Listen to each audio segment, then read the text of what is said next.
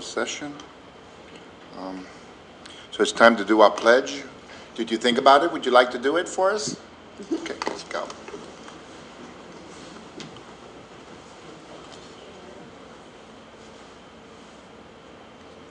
Go ahead, just tell us what to do. Right, that's fine. That's good. Okay. I pledge allegiance to the flag of the United States of America and to the republic for which it stands, one nation, under God, indivisible, with liberty and justice for all. Could you give us your name so we have it? Sophia? Thank you, Sophia. Appreciate it. I think you're the prettiest person that's ever led us in the pledge that I can remember. Okay, during closed session, the board had a conference with our labor negotiator, and we'll continue to talk.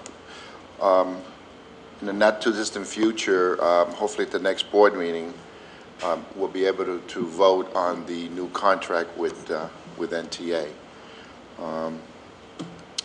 Okay, with that, we go to approval of the agenda.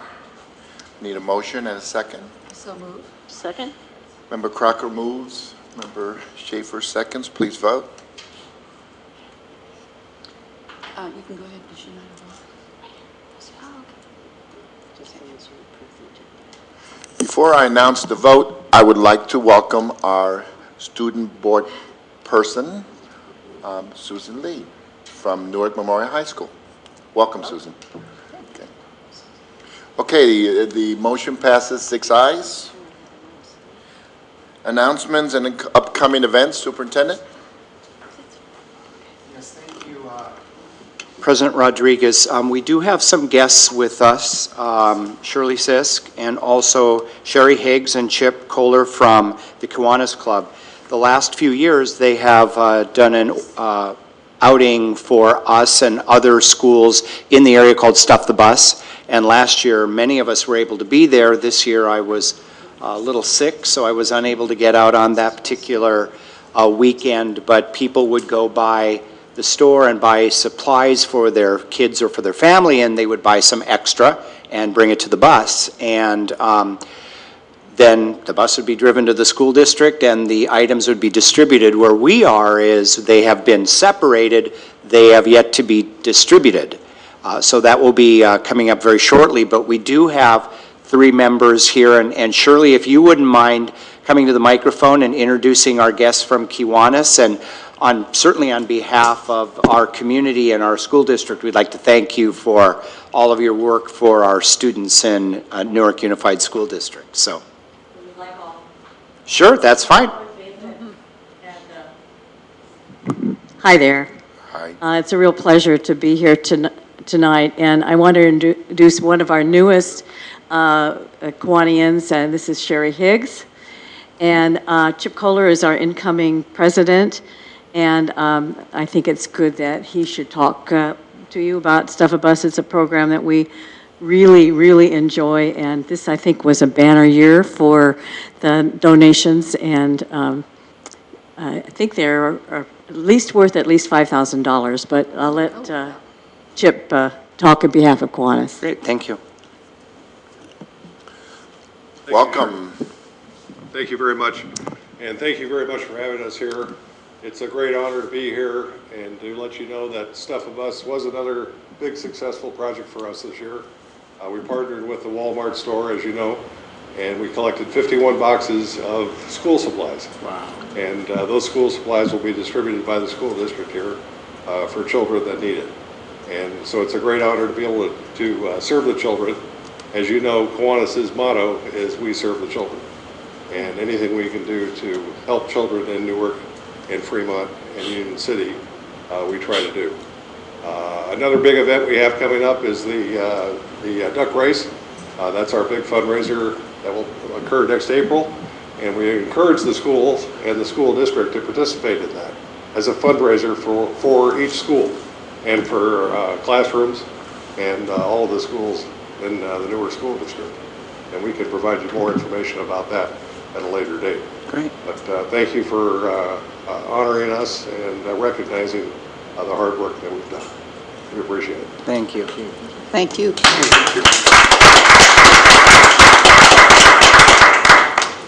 Thank you very much. I also would like to welcome Susan to the dais. Nice to have you here. Really appreciate your serving in this democratic process in this capacity. Thank you very much. Also, I would like to say my administrative assistant, Liz, is taking a well-deserved vacation, and so you notice down at the end of the dais, Miss Chris Herrera is filling in for Liz, so we really, really appreciate that. Want to remind everyone that Newark Days is this weekend and the parade is this Saturday, and all of our information is being disseminated, and so we will be an active participant in Newark Days. We're looking forward to that.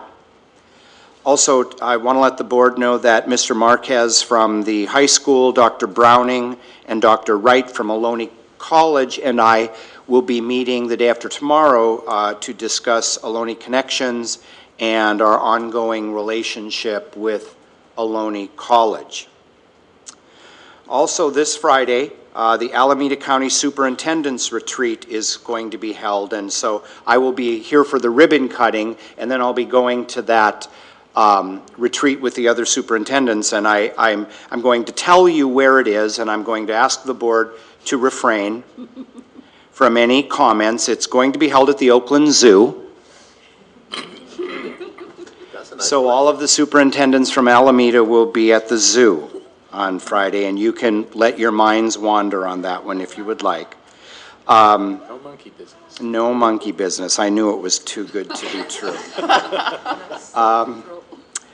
But we will be having the ribbon cutting for our play structure at Whiteford at 9:30 on Friday morning. We will have several folks out for that. The Patch will be there, the Argus will be there, and we'll be having a ribbon cutting where then the students at Whiteford will be able to go use the play structure, and it'll be a great time. It's really the first official project from the Measure G funds, and it's been long overdue. And that is my report. President Rodriguez. Thank you, Superintendent. Could you give us the time on the ribbon cutting again, please? The ribbon cutting is at 9:30 sharp, so I would suggest maybe 9:20, 9:15. Parking will probably be somewhat at a premium. We can use the McGregor campus, but I know when I've been over there at Whiteford, the parking is, you're pretty much down Cedar.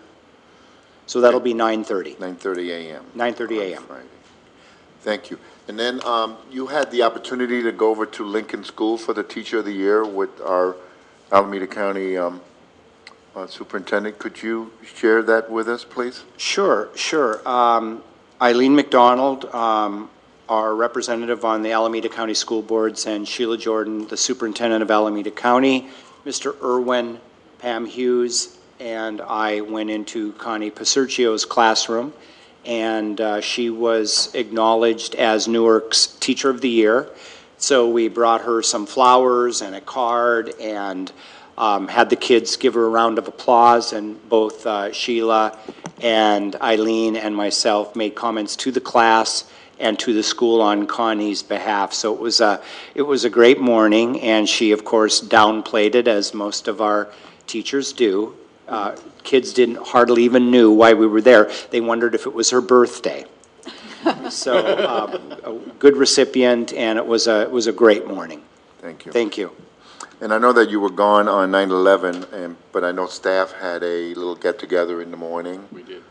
And I wanted to thank you for putting that together. Yes. Okay. Okay, with that, we move to staff report, Superintendent? Yes, our first staff report is after school starts, we update the board on staffing and all of the issues that surround that, trying to be fiscally sound, trying to balance classes, knowing that our students don't come in nice little boxes of 27 or 29 or 31 or all in the same grade level or wanting the exact same class. So it's a very arduous process, and one that constantly needs to be worked. And so it's a pleasure to introduce my colleague, Mr. Tim Irwin, who will be presenting the 2012-13 staffing update at this point. Mr. Irwin. Thank you, Dr. Mark, and President Rodriguez and members of the board. It's a pleasure this evening to give the 2012-2013 staffing report for Newark Unified. This was a very exciting year, as we've shared with you in other updates, and as was seen by at the orientation and welcome back that was done at the high school earlier in this month. We hired a total of 50 returning or new certificated staff this year. And I say returning and new because, as the board is quite aware, for the last several years we have had a certificated rehire list. Those were individuals which over the last couple of years, unfortunately, we had to lay off, and by rights they are entitled to, they have reemployment rights in the district. So this year we were able to bring 11 of them back, and then in addition to that 11, 39 new teachers. And these teachers span all of our schools, they span all of our grade levels, they span classrooms positions, to intervention positions, all of the different special education positions, speech, psychology, RSP, mild, moderate to severe. So it was a very exciting time. We also, for the first time in several years, because we had such a large class of new hires, we were able to actually do one of our new hire orientations. And so I'm very excited about that. As the board is aware, also this year we also brought on 2 new certificated administrators, both at Newark Memorial High School and Newark Junior High School. Charlene Okamoto, as you are aware, is currently serving as the interim special ed director. The position, we have posted for the position, and we are receiving applications. I reviewed about 8 applications on Friday that we had received, and some very promising individuals in that group. And so we're looking forward to very soon having interviews and securing a permanent special ed director. Just very quickly, what do those 50 or so look like? As I said, names, sites across the district. We've also been busy in hiring of our classified staff. These are just some of the positions that have been hired since as of July 1st. And again, they span different classifications and different sites. Some of these have been done by internal promotions, and others are individuals who are joining the district for the very first time. We currently have 1 management position in the classified, which is the Operations and Safety Supervisor position, which is hopefully soon to be filled. So let me talk about some observations that we saw in our staffing. By all accounts, in talking to site administrators, in talking to those in the district office, in talking to the teachers union and teachers, enrollment was balanced this year sooner than it's ever been before. And that's actually due to a couple of different reasons. One is we approached hiring differently this year. We hired much of our staff, not all of it, but much of our staff we were able to hire sooner than we had in past years. That also allowed for that balance. On top of that, as President Rodriguez mentioned earlier, we now have a ratification with the Newark Teachers Association for a 1-year agreement. And as a part of that, the imbalance in enrollment deadline was moved earlier for us, so we also needed to get that done sooner. But both of those combined, I think talking to people overall, we were definitely balanced much sooner than we've ever been before. As I've mentioned, we did, for positions that we were clear on, positions that we knew the enrollment was there to support, we did get many of that staff hired sooner than we've done in the last couple of years. That's not to say that, as Dr. Markin mentioned when he introduced this report, students do not come in packets of 27 or 31. That is not to say, and as the board is aware, we did have to come to the board in August, in mid-August, and ask for some additional staffing, which was above the original budget allocation. When you do that, though, that does result in some last-minute hires because we don't have the authorization to hire those positions. And so we did have some last-minute hires, mainly at Newark Memorial High School, but that was a direct result of the needed request to add additional FTE. I think as we look at where we've been and how we're moving forward, these are a couple of the points that I would like to share with you. I think we need to continue, and we are continuing to refine our enrollment projections. As you're aware, we're actually working with demographers and in hoping and working with them that we will be able to refine our projections to make it, you know, as we say, we believe we were better this year than we were last year, which would make next year better than this year. As a part of that, also looking at our staffing formula and the way that we build the budget. Again, looking for trends, which would hopefully which would not necessitate our need to have to come to the board in August for additional staffing, which then has a consequence of late hiring. The other thing that we are looking at and looking at taking steps to put in place is when our sites close for the summer, especially at our elementary, there is nobody there to accept new registration. There's nobody there to do anything with enrollment until the sites reopen in August. And so what we are looking at putting in place would be a process which would allow people who come in during the summer and come to the district office, instead of us just letting them know when sites reopen, that we could actually begin that registration process and begin some basic enrollment, so that also plays into our enrollment projections. We know where numbers are. That also works with inter and intra. And the last thing there, which, you know, I give the caveat of exploring because it really isn't exploring, and that is the centralized enrollment process. Several years ago, a few years ago maybe, I was more, New Haven Unified did switch from a site-based enrollment process to a centralized enrollment process. So it's very good that there's a district close to us who's gone through this and had it implemented about the last 4 years, I think 3 years. So we're looking at meeting with their staff to talk about what worked, what didn't work, how they do it differently, and to look and see if it's a process that would work for us in Newark Unified. With most of these items, there's obviously pluses and drawbacks, and so we want to look at that and explore that.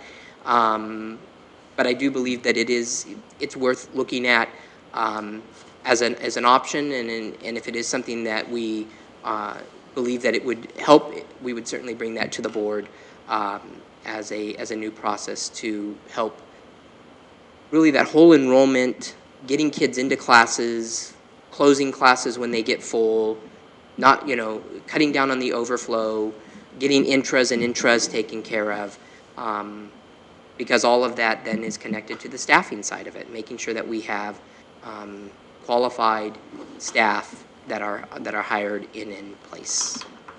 And with that, I'm open for questions. Member Cracker.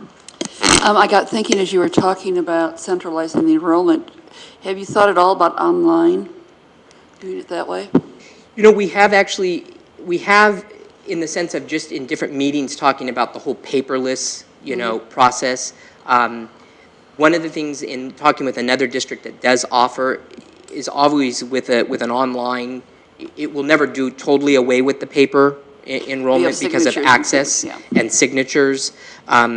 But that doesn't, I mean, I do know that there are different ways of doing enrollment, and I think when you're looking at it, I mean, we are certainly moving more and more to online practices. So,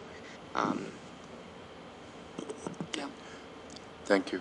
Member Mensinger? Yes, thank you, Assistant Superintendent Irwin. I do have a couple questions for you. Yes. The special ed position, we're looking to fill that now. Is now the best time, or does it make sense to wait for the, you know, I don't know of a better phrase to say, the season? Right, right. Yeah, because the position has to be filled and be filled with a person who is properly credentialed to be in the position, I believe it's in our best interest to advertise for the position. I'm always surprised at individuals who, I talked to somebody just yesterday who all of a sudden something changed in their spouse's work situation, and all of a sudden they were relocating. So, you know, because sometimes there's this idea like if you don't get somebody in the season, then all you're really doing is just the people who were leftovers, you know, for lack of a better. But that's not necessarily true. I've had on a couple of occasions, we had occasion last year as well, where somebody, and it was in a situation, a work situation changed, a family relocation had to take place, and now all of a sudden somebody's looking for employment. So I think it's best for us to keep it posted, because ideally what we want to be able to do is to find not just a qualified, properly credentialed person, but a person of quality and integrity to put in the position. Because absent of that, then what we roll into, especially in a special ed situation, is you roll into a situation where every 20 days you're putting a new person in the classroom. There's a disruption of the learning process that's not best for students. So ideally, I think we keep it open and we see what we can get. If we're not able to find that, Yeah, I suppose if you're, you know, since we have such a quality individual in there now as an intern, interim position, we can be picky at least for a little while. for a little while, yes. Okay. Now to the hiring.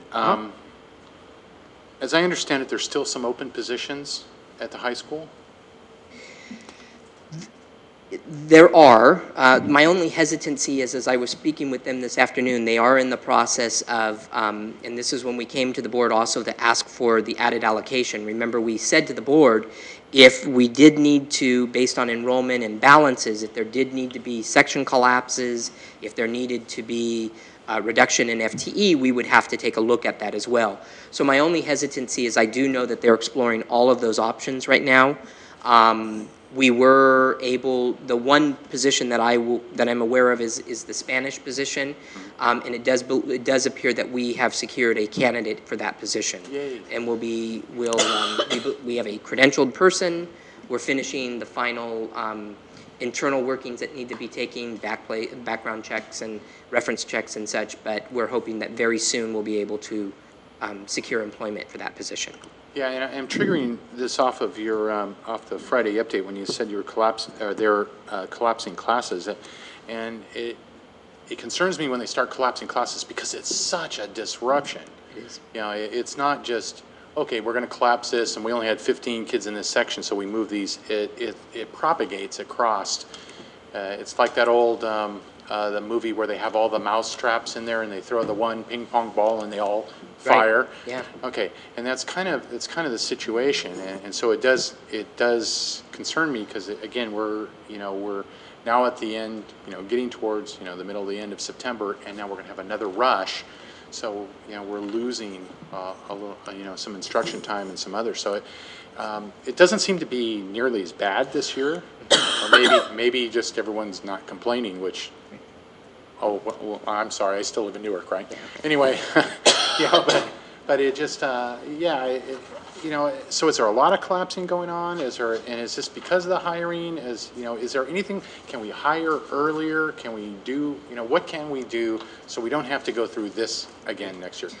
The main collapsing that is being looked at right now is a couple of courses that were in the science department. And those were some of those last-minute hires that we looked at. So take that back. One was and one wasn't. So one of them was in that original hiring, and unfortunately a candidate backed out on us, and which then did push into a late hire. The balance that we have with that, and in conversations with high school administration is, and Member Mensing, you're absolutely right, you take a look at the class loads for a particular section, and if you can do the quick number count and say, oh, well, clearly here a section has to be collapsed. But what I always caution about is, okay, but by collapsing section A in this department, if you just push the problem now to section D in another department, we haven't dealt with the problem. I mean, we've just shifted it to another department. Right. So that's not dealing with the issue. So I want to make sure that they've explored all of those options and then make sure that we're not just collapsing in this section to create a problem in another area. At the same point in time, I know we work with a board that gives great oversight. I also don't want us to not have done all of those steps, and then the board to properly ask, well, why are you running sections of 12 students? So that's the balance that we want to look at. We want to make sure that we've explored all of those options. And you're absolutely right. There could be a situation, given now at the 20th day of September, where schedules are being reran because we've looked at all of those options and we realize that it's not a situation that's going to ping pong, to use here, into another department. It really is a thing where we have too many section offerings, and we really, especially in the financial situation that we're in, we really do need to collapse. And yes, does that mean rerunning those schedules for those affected students? It absolutely does. But if we've explored all the options and it is the most prudent step that we have to take, it is a step that... Well, yeah, and then we, traditionally in October or so, or maybe right at the end of what is the first quarter, then we have a shift of kids to Bridgepoint as well. So then we go through this, and then we end up doing it again then, and it just, and that's when we start hearing from parents that, okay, look, it's October, November, and my kid's still getting changed in class. Right. So, we understand it has to be done, but can these things be thought of ahead of time? Look, we're going to move certain number of kids, and, Well, and a part of that we hope is in looking at when we were looking at looking at where we've been is refining our enrollment projections, working with the demographer. Those are new for us as a district, and so we're hoping that will help refine that. It's never going to be absolutely 100%, but if we can get it closer and then minimize the disruption is what we're working for. I think you're absolutely correct in pointing out that disruption was less this year than it was last year.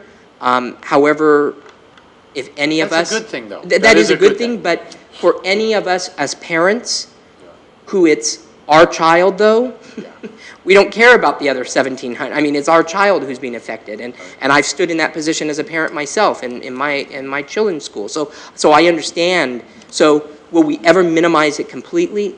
No. Can we get better at it? I think that there's steps that we can look at that we can be better than what we've been. Thank you. Mr. Irwin, thank you for the report. I just had a couple minor things here.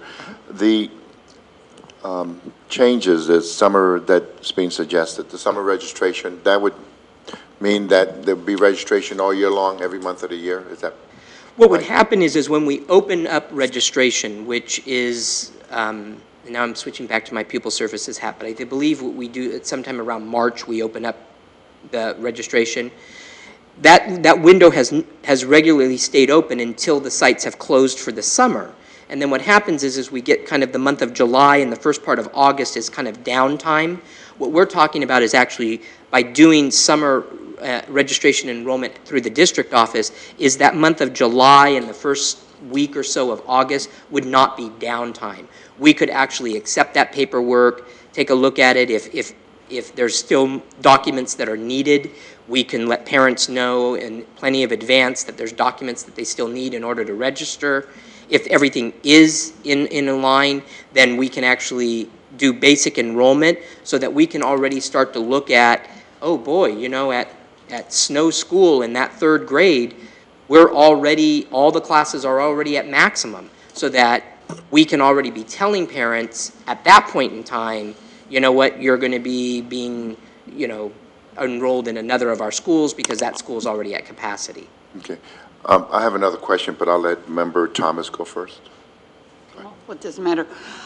It strikes me that in the last couple of years, we on the board have been asked to approve new offerings. So, for example, additional AP classes, and we have now scheduled additional intervention classes. We have programs where kids have to be lockstep together, or they're pulled into a single section. So, example, all the Pointy kids have to be in the same English class, and now they want them in the same biology class. When we made a cut back in about 6 years ago, when we were in dire straits, we said, you know, if an elective isn't full, you know, we can't offer it. And yet we keep adding electives, and we look at the master schedule and they're not full. And because of all the scheduling difficulty, we add an A period, and then that it all opens up, it seems to me, a scheduling nightmare where we're not a Logan High School that has 4,000 kids. We're a Newark High School that has 1,800. And maybe we are just trying to offer too much to a limited number of students, and it's going to always cost us more, and especially now with the prospect, we're already $2 million deficit spending. I'd like your thoughts on that. Well, Member Thomas, I think you do bring up a true situation, and I think it's something that, you know, Executive Cabinet have been working with the high school, not just the high school, but the junior high school on, especially the, you know, secondary sites at schedule. The high school is a little bit different because of the bigger offerings, but that is one of the things that we do need to take a look at, and there's a difference between a course catalog and course offering. And so, you know, the course catalog has every course that we've ever offered or that we are authorized to offer. And one of the things of looking at, though, is having students enroll based on the course offerings. So what are we actually going to offer next year? At the same time, that's balanced with there also needs to be some flexibility to grow certain programs, because if we don't allow that flexibility to grow certain programs, we mentioned, for example, some of the AP programs, you know, people vote by their feet, and, you know, if they can't get certain pathways and certain courses, then that's also students that we lose. So there's a balance between making sure that you're absolutely right, not maybe offering a smorgasbord so that we have all of these singletons, but that also making sure that we have enough option that we can grow programs that we're offering, so that we can build those capacities. And that is a balance, because at what point in time do we say, okay, we've given this one a long enough time and it's just not working, and maybe we need to look at something else. And staff continues to work and refine that process. Well, in some cases, students sign up for a program and then they drop out. When they drop out, the subsequent year or year or 2 years out, is the enrollment's not there. Right. It seems to me that once a student signs up for a program, and we even have it in the student catalog, that you can't drop out. It happened last year in the Ohlone Connections program. By the end of the first week, I understand that there was a drop of a significant number of students. Since they are all together for 5 periods, that meant that that was the equivalent of more than one section cost that we lost, because those students had to be placed in other sections at the high school. So, you know, are we really making sure that students stay where they belong or where they've signed up for, or do we just let them continue to make changes after the first day of school, and it just creates this lower enrollment in classes and higher cost? Right. That's just right. And I understand, and I hope we are doing better now than we have been in the past, because of having those conversations earlier. And in looking at both vertically and horizontally. But you are correct, and in some of those specific that you've cited, you know, agreements with students and parents when they sign up to be into, especially a specialized program, what the commitment is, and such, because especially if we're trying to get to a certain enrollment, to make sure that we have enough students to support the class. And then if those drops happen, well, then the rippling effect is it lowers enrollment in one area, but those students go somewhere and it increases it somewhere else. Back to, we were talking about summer registration and centralized enrollment. I know that these are two items that a lot of the principals have been asking for. There's a money figure there, and I'm hoping in the near future, maybe Superintendent, that we'll have some figures on that and what the cost would be to do that. And then we were told not too long ago, different figures. We were told the high school was up a little bit, and when are we going to get the enrollment figures? Right. You know how long? We can certainly bring those to you and put them into a Friday update about where we're at with, enrollment is a live enrollment. I know when we were in the early days and we were moving toward balancing, I was checking, sites every day, and, one day, they were at 904, and the next day they were at 899, and then the next day at 902. Those numbers have seemed to balance out, and we can certainly give you where they are as of where we stand today. And we do appreciate the time and effort that went into trying to minimize movement, and but yet there were still some kids that were moved, which causes a lot of hardship in some cases. Okay. And I think that's why we want to look at our practice, refine our practice. If summer registration enrollment, centralized enrollment, I don't think that those will answer and solve every one of the problems, but they may help us bring that number down smaller and smaller. Okay. Thank you. I think Member Schaefer had a question she wanted to ask. Do you have some formalized way of tracking the classes? For instance, College Connections, is that being tracked year after year? For instance, if that were to continue to happen, that same kind of incident, would you have some kind of report that says, well, this class went up after so much time, this class went down? So there's something formalized. Yes. There's some kind of report. We can look at an enrollment report weekly, monthly, or such. Okay. So you have that over the years, though, too? Yes. Yeah, we can extrapolate. Okay, thank you. Okay, seeing no more questions, Mr. Irwin, thank you for an excellent Great, report. thank you. Appreciate it. Superintendent. Sure. Thank you. The only thing I would add to that is that is part and parcel of our meeting day after tomorrow with Dr. Browning about Ohlone Connections and getting that data and shoring up some of those things. The only other thing I would add from Mr. Irwin's point is the difficulty of this process, because let me remind the board that the reverse is equally as difficult. And that is that we hire 7 too many teachers. And we've got classes that are 12 or 17, and we have to go to those teachers and say, we're really sorry that you plan to be with us all year, but we can no longer hire you. And then we would have to reverse all of those schedules. So it's not just, why can't you do a better job at balancing those classes? It's, we could do it. If we said, and Elaine will kick me under this desk, we could say, well, let's just add 10 more teachers and we won't have a problem. But then the flip side could be, we're releasing 2, 4, 7 teachers and then restructuring an entire program again. But you'd be doing it anyway, but neither way is, I mean, it's which set of problems in terms of issues, demoralized staff, all of those things. It definitely is not an easy situation, and I think that as we continue to add some of these pieces and refine it, we'll continue to improve, but it's a science far from perfect. Sure. Now I'd like to go to our Ela Analysis, our English language learners, and Dr. Cecilia Greenberg English is here to present some information to the board on our EL report. So Dr. Greenberg English, thank you. Good evening. As some of you may remember, we are in Ed Services now going through something called FPM. And if you're not familiar with that acronym, it used to be called our Categorical Program Monitoring, and now it's federal. And so we've been working, we have 4 schools that they're looking at various programs, such as our Title I programs, our Title III programs, our Carl Perkins grants, various programs that they're looking in. One of the requirements is that we have to give reports to the board to advise the board on our English language learners and also our Title I. That's a new requirement.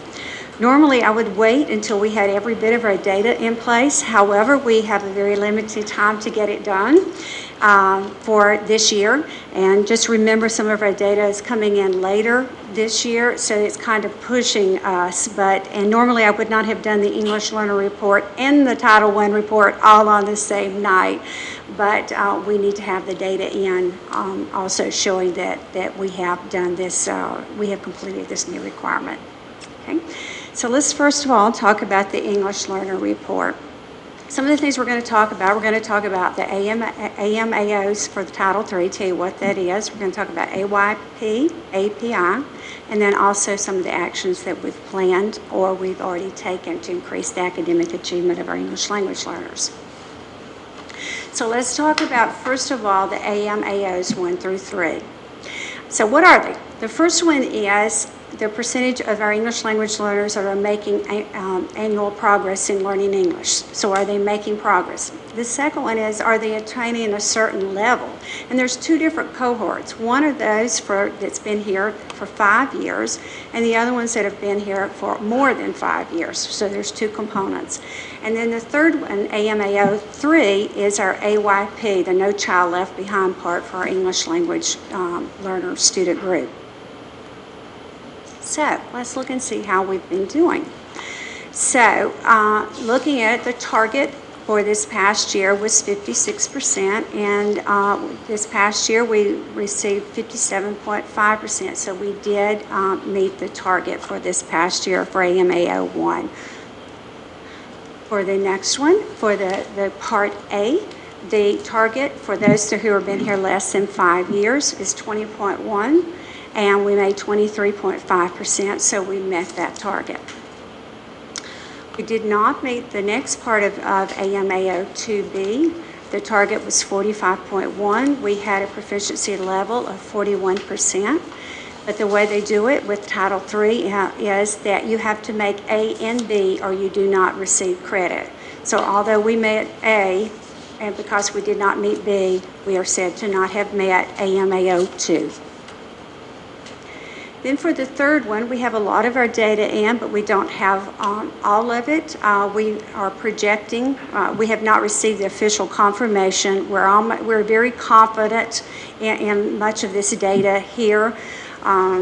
So we are projecting that this year we will meet all of the requirements except percent proficient in English language arts. So for this past year, we expect to do so.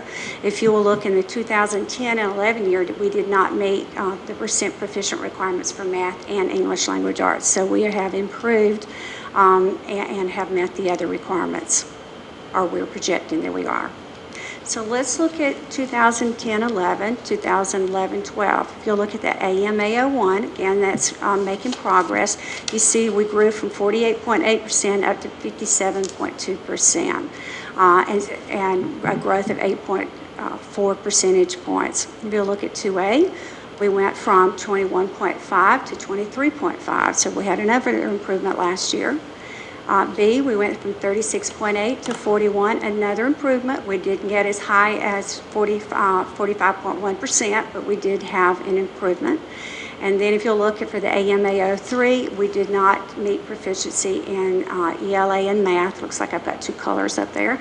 But we're estimating that we're going to meet all of them except percent proficient English language arts. So we're very happy to report that piece. If you, just like for No Child Left Behind, it keeps growing every year. But this one's a little bit more realistic in that No Child Left Behind, it grows approximately 10 points every year, which gets very difficult to make until it goes to 100%. This one is going up at a more moderate pace. So you see for this year, we will need to be beyond 57.5 for AMAO1, all the way up to 47% for AMAO2B. So So let's look at some of the schools that had some of our greatest growth. For AMAO1, we had several schools that had large growth, Bunker Graham, Milani Music, and Newark Junior High School. And then if you look at AMA2A, we had two schools that had some large growth, Newark Junior High School and Newark Memorial High School. Then in AMAO2B, you see that Newark Junior High School had large growth. And then let's look over our projections for AMAO3. We're projecting that we had 3 schools that met the requirements, Bunker, Kennedy, and Music. Met both English language arts and math. We also had this year that we didn't have in the past, we have Newark Memorial High School, Newark Junior High School, and Milani meeting the math requirement. And so, and then although Graham had large growth in AMAO1, they did not meet the AMAO3. So here are the results by the schools. If you'll look on column AMA2B, you'll see where it says too few. That means they did not have enough students for this to count, so they automatically receive credit as meeting it. So if it says too few, they actually met it because there were too few students.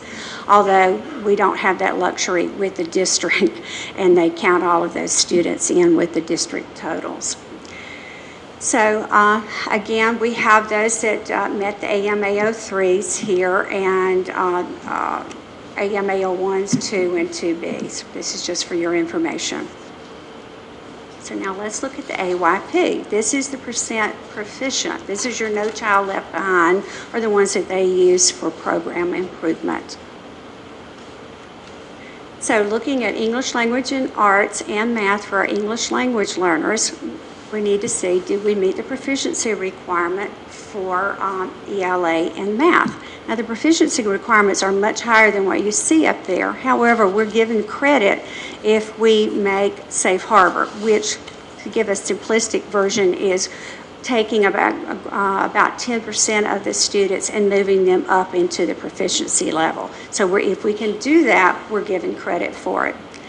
So looking over at math was our target area this past year, and so it has paid some pretty strong dividends over here across the district if you'll look in the far corner, our far right-hand column. Looking at the left, as I said before, we had Bunker, Kennedy, and Music that made it for English language arts, but you see that we're struggling in our other schools for English language arts. And it was not our target area last year. We knew we needed it to be a target area. It's just that, and it was in certain grade levels. It's just that you can't change everything at one time. And so we worked last year on the math piece. And so you'll see later on we have some pieces in place this year for the English language arts. So let's look at API. API is somewhat of a growth model. It would be a true growth model if it compared the students' growth from year to year. Instead, it compares the grade levels from each year. So it's a bit of a growth model, but not truly. But it shows you, are we moving kids up? We may not have them move to proficiency, but are they growing? Are they moving up more? So let's look at the API results. For our English language learners, you can see we've had some significant growth at many of the schools and for the district. We grew 14 percentage points this last year for the district, something I'm very proud of. And we have other schools that have moved up. If you'll look at the second column, you'll see growth target met. And for instance, Bunker is already over 800. They scored 844, so they're soon to have met their target. Most of the targets were 5 points, except for Newark Memorial High School, and they needed to grow 9 points. And as you see, Newark Memorial High School grew 13 points. As you saw a few minutes ago, we had some very large growth at Newark Junior High School in many areas, and it's showing up under the API here, where they grew 28 points. Some of our Title I schools with Graham and Schilling, we did not get the growth that we had hoped for there, and then we did not do so with Kennedy. So what are some of the actions that we've taken or some of the actions that we plan to take to improve our English language learner academic achievement for Title III, API, and AYP? So these are some of the things that we've been working on. A common walkthrough, we call it the FAIR, for English language learners, that we have a lot of different things to look for, but we're focusing on 3 as a district that we will be using. And this happens at least 3 times per year, and we record the data. As you know, the board math for K-6, PACENT 4th through 8th grade, those were both for math. Read 180 at many of the Title I schools at Newark Junior High School, and as you know, a little over a year ago, we started at Newark Memorial High School. The GLAD strategies have been in the district for 3-4 years, even before I got here, that's focusing on strategies to use with English language learners.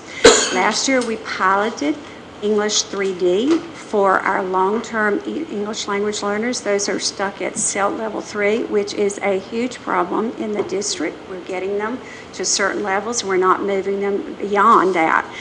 It's not just here, it's across the state. But English 3D is a high interest. It's focusing a lot on reading, but it's focusing a lot on writing. You're going to see later on about the research on writing too. So, and then we have expanded that this year, the English 3D. This is, if some of you are familiar with Kate Kinsella, she is the one that did a lot of work with this. And one of the things that's really good, this is very cost-effective program. One of the things she says she would do is she would develop it, but Scholastic had to ensure that it was very cost effective. And I don't have the figures in front of me, but I think it's a little over $2,000 for a class of 30, and that includes 3 professional development days. So that is a fantastic price for this. We also introduced strategic English language arts and math at Newark Memorial High School. And we did a lot of looking at and revamping the English language learner programs and procedures at Newark Memorial High School. So what are some of the actions that we're taking this year or we're planning to do? Bunker is going to be doing a Read 180 class. This will serve more than just their English language learners. This will serve other high-need students. You need to also know at Bunker, they are the only ones in the district. Last year, I asked them to focus on certain areas. I asked Bunker to focus on their Hispanic group because they've been meeting it with their English language learners, but most of the English language learners at Bunker are not Hispanic, and they were not meeting the requirements for Hispanic there. So they focused on Hispanic, and you'll see that they had some, well, you saw earlier, they had some very good growth there. One of the things we're working on is this year we have purchased is DRA kits. It's this kind of assessment for reading for our K-1s. We hope to continue expanding that. This is something that the principals wanted, and it also went through our DLT, our district leadership team. Another thing is emphasis on writing, working on developing rubrics aligned to the Common Core. One of the things, and you'll see later on, last year I was lucky enough to go to be invited to go to Asilomar for curriculum and instruction. And one of the things that they looked at was long-term English learners. And one of the things that they have found is that writing for your long-term English learners that are stuck, writing is one of the best things you can do, and it may be they're more important than working on reading. Reading is very important, but writing is one of the most important ones. And so that's the reason why you saw with that English 3D, it's got a huge writing component with it, and you see we're focusing on it, especially at the elementary level. We last year piloted, continuing the pilot K3 for iStation, which is reading, and also assessment, and then increasing the number of organizations helping our Latino families. There's been a push for that.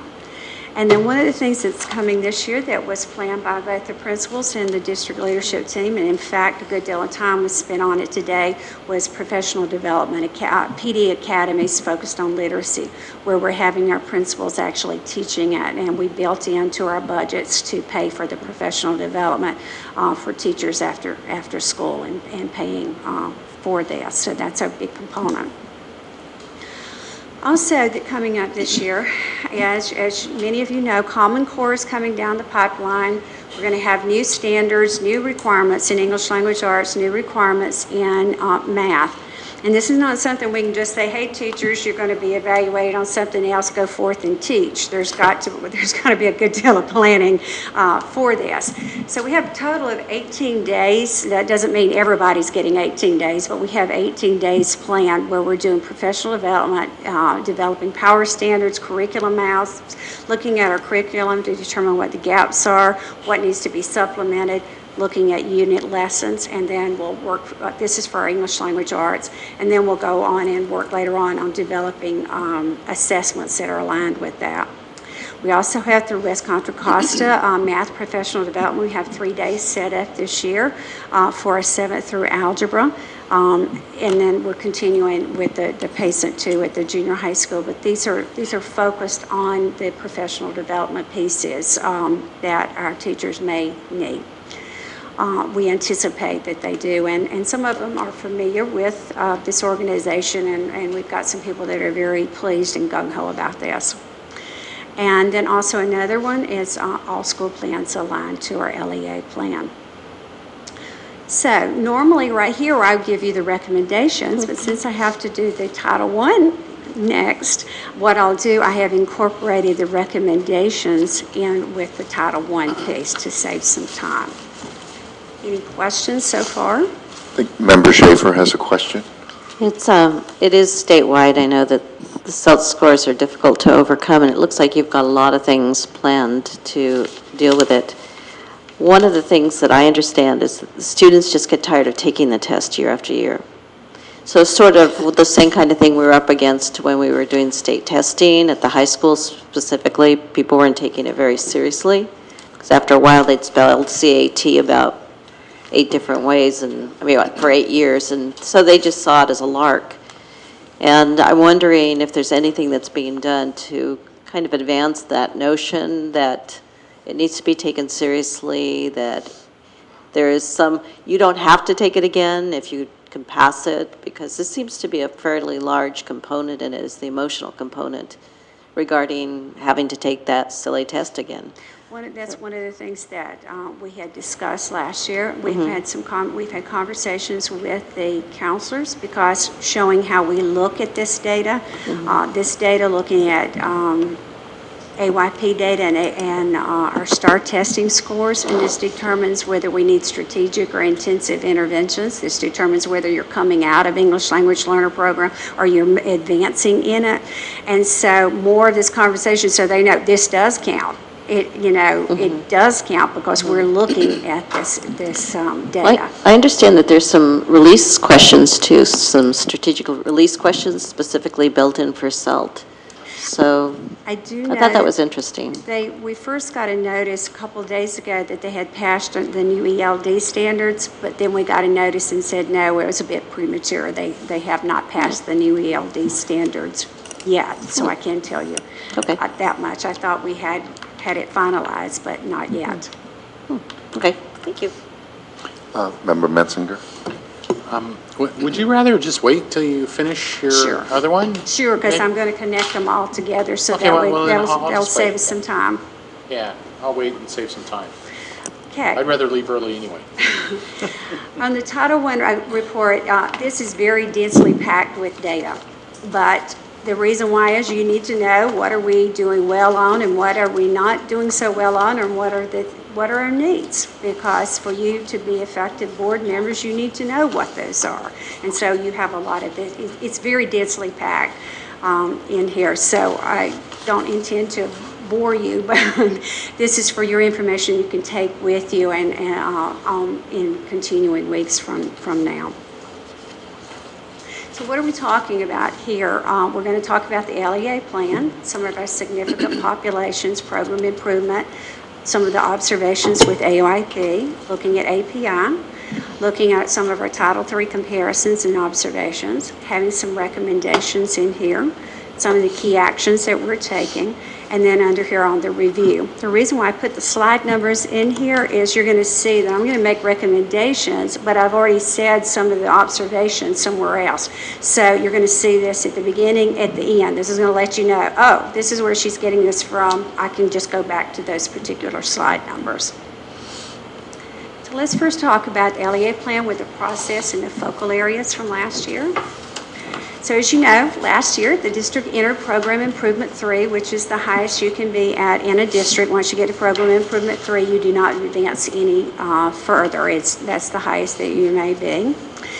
We were required to contract with an outside organization, and we contracted with Pivot, who came in and analyzed a lot of our key processes in the district. They made recommendations, and also we had to rewrite the plan because that was a requirement. So we formed a district leadership team, and then the plan was written along with Pivot. Unfortunately, as you saw, as it was posted all over the walls back in the board library, it was a bit broad and something that we could not all accomplish in 1 year. In fact, I was having heart attacks when I saw that we can't do all this in 1 year, and I wasn't the only one.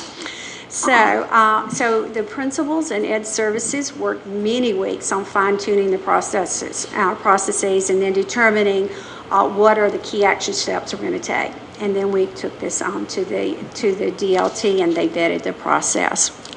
And then again, as I mentioned earlier, one of the things that has to be done because of program improvement, and it should be done no matter what, because it's good practice, is school plans aligned to the LEA plan.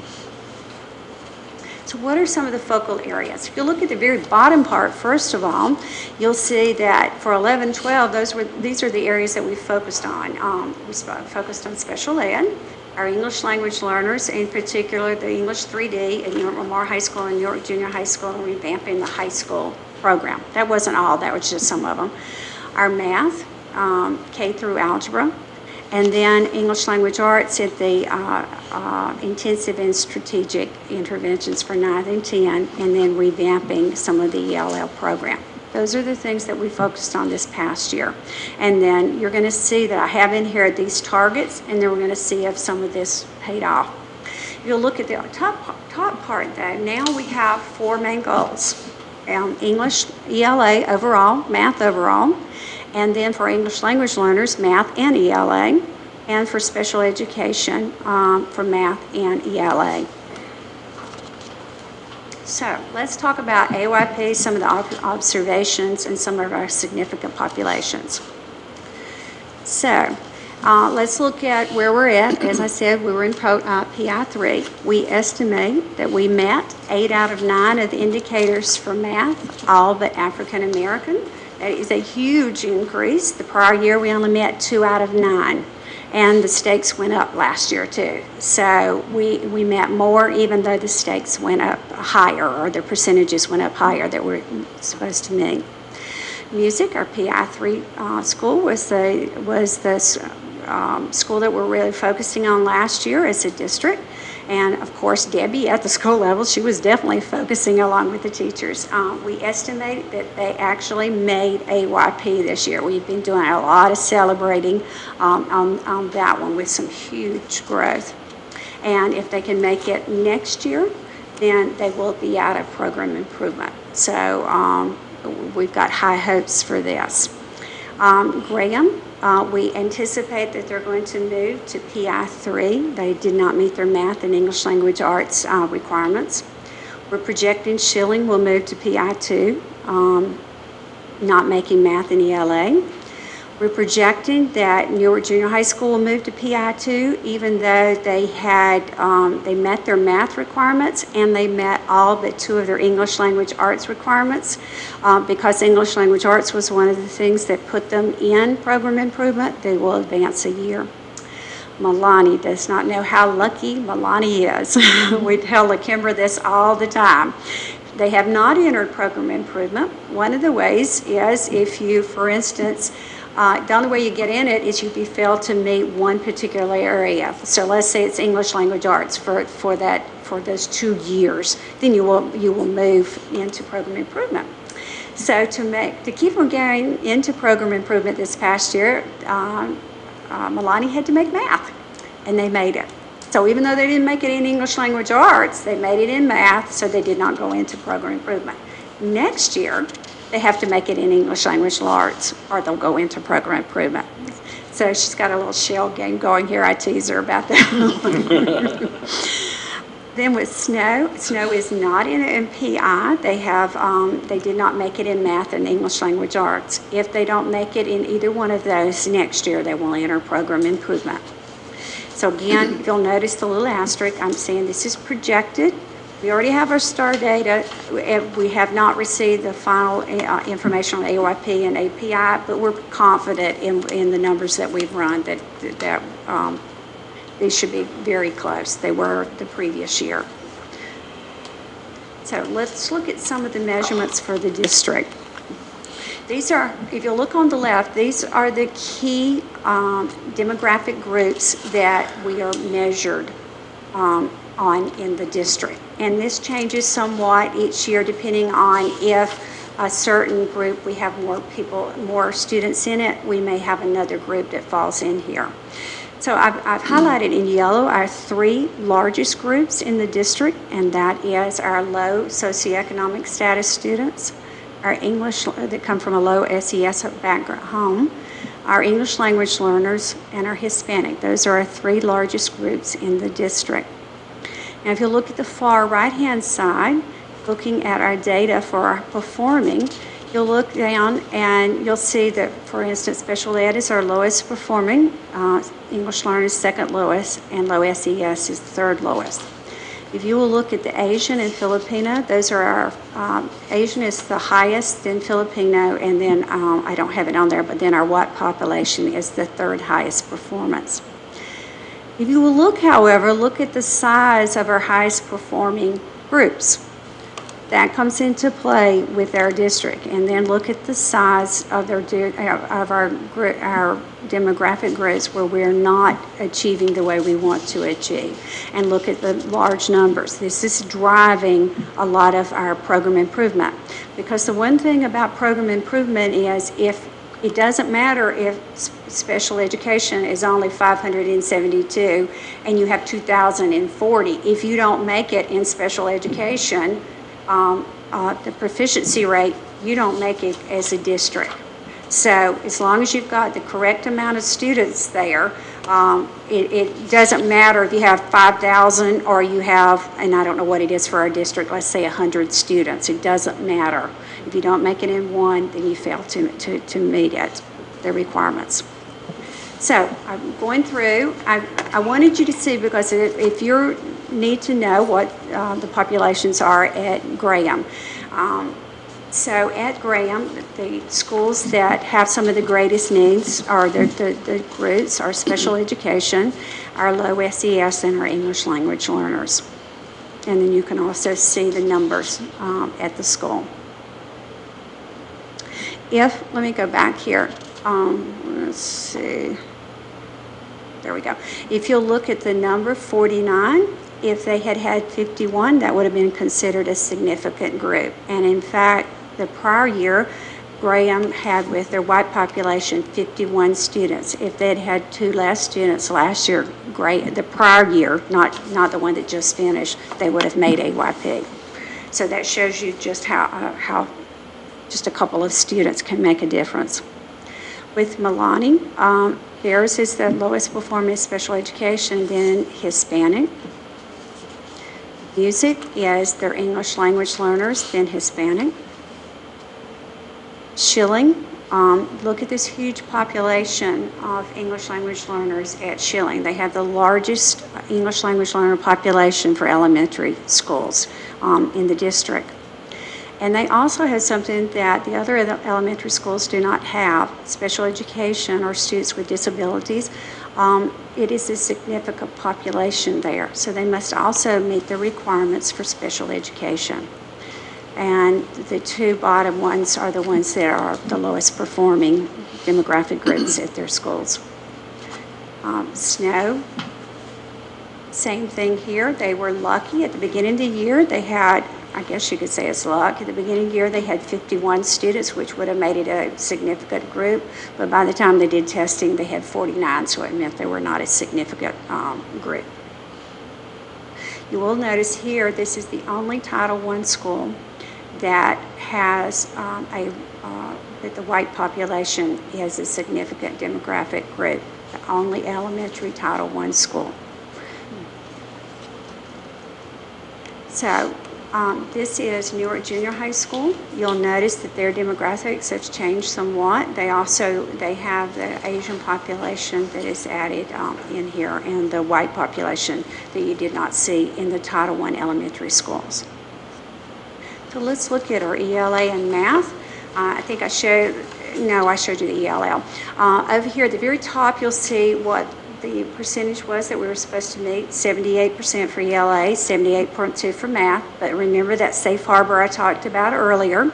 So if we met safe harbor, and I'll take it any way I can get it, as long as you meet safe harbor or 2-year averaging, then you are said to have that proficiency. If you look in the far right-hand corner column, you'll see that math has paid off overall for our schools, with most of our schools achieving proficiency or safe harbor. Looking on the left, remember I said ELA was not a huge focus. We had certain areas that we focused on this past year, and that this is a huge focus for this year. And you will see the growth needs for the district as well as most of our schools. 2 schools made it, Bunker and Music. If you look at the English language learners here, this is the same graph that I had showed you earlier in the prior PowerPoint, so I won't belabor this one. Now let's look at our other target area. Remember I said we had math, and we also had special education and English language learners. Okay, on math, you will see NA, because on the previous ones, let's see, no, we don't have it right here. We did not have a specific amount that they had to grow, they just had to grow. So that's the reason why you see not applicable on there. Just a quick question. The ones that are in gray, those are not Title I schools, right? They are not Title I schools. The ones that are in yellow are what the district is considered a Title I district, and the schools in yellow are considered Title I schools. Okay. Okay, so now let's look a bit at some of the greatest needs based upon AYP and program improvement. And from using 2011-12 results, although I also looked at prior years. As you can see, the lowest performing are special needs, students with disabilities, then English language learners at low SES, and Hispanic for English language arts. So we already know some of the areas that we need to focus on. With math, the order changed a little bit there, and our percentages were somewhat higher, showing that some of the work that we're doing seems to be paying off. Now, let's look at grades here. What in the elementary schools, or actually in our Title I schools, K-8, because Newark Memorial High School is not a Title I school, you will notice that our greatest need is 3rd grade, then 5th, and then 2nd grade. It's traditionally across the state, 3rd typically is your lowest performing, but it shows that we still have some high needs here for our 3rd grade. For math, it's more of the upper grades, 8, 6, and 10. But I want you to look at the gender here. For our males and our females, there's a very significant difference in English language arts, and that's something that we need to explore. And then math, they're about the same. So let's look at our Title I schools. These are our largest groups in our Title I schools. The largest is low SES, then Hispanic, and then English language learners.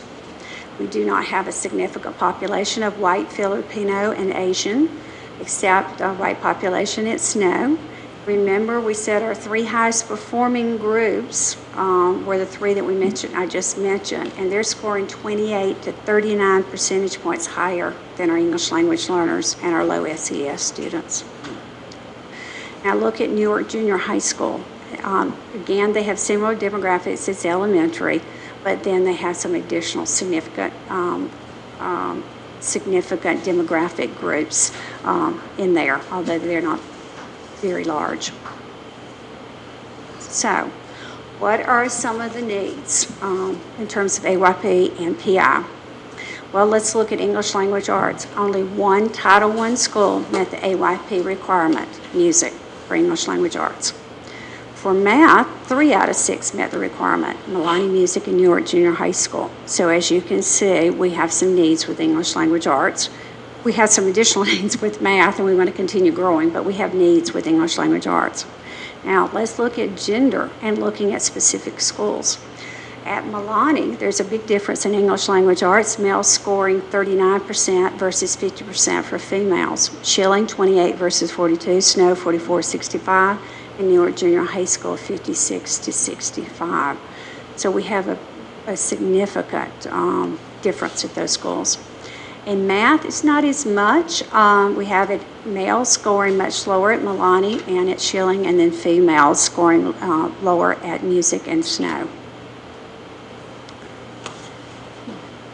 For the elementary, we have what are the grades that scored the lowest or lowest percentage of students meeting proficiency. It is 3rd grade at 4 schools and 2nd grade at 1 school, showing that some of the emphasis may need to be K-3. Looking at math, this was kind of mixed up. 2nd grade 2, 6th grade 2, 5th grade 2. And then Newark Junior High School for English language arts, it seemed to be the 7th grade, and then math was 8th. I'm sorry, trying to do all of this on one night. So I'll try to move as quickly as I can. Let's go through API. Okay, this one's kind of small. I hope you can read it. If you look at 2009, 2010, that's when we had all of our days. We had no furlough days, and these were our API scores for 2009 and 10, and then you'll see one where it's combined for 9 and 10. Then, if you will look over to the next 2, those are when we had furlough days. Here, I'm not saying furlough days are a good thing at all. I'm just saying there was a huge challenge for the schools, and yet they're still pulling out advances here. So this is for your information to show where we had growth for the past 4 years. But didn't they take the test before there was, they all had the same number of days before they took the test? That is an observation there. But if you think about it, though, there's not the professional development days there. There wasn't some of the prep days for the teachers to prepare for it. So that they didn't get the professional development in. Now we had to pull them out of class to give them professional development. So let's look at the API for the district. So on the middle column, it says, did we meet the growth target? And you'll see for each school, it says, for instance, 5 points, except for those already over 800. They're over 800, they do not have a growth target. And then you will look on the right column, and that shows you the growth for this past year that we are projecting.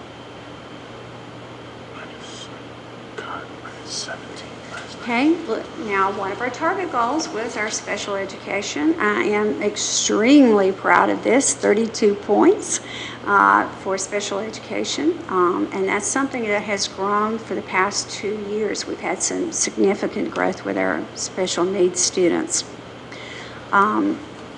So you see for special education students, they do not have a target area like 5 points like they do with the other ones. So you don't see whether they met their target or not. Okay, let's look at our English language learners. That was another one of our goals for this past year, and I'm proud to say 14-point growth, as we said earlier, and we've already seen much of this slide, so I won't go over that in depth. So what are some observations about our API? Well, only 2 schools failed. Graham 19 and Schilling 5. We had hoped none, but we had 2. And then the district we're projecting has grown 8 points for a total, I think it was 18 points for 2 years. For special education, again, the district grew 32 points. Special education at some schools are so small that just 1 or 2 students can show tremendous variations here. So I want to make sure that when you see this may just be 1 or 2 students here. And then for our English language learners, we had growth at all of our schools except Schilling and Graham. So let's look at Title III.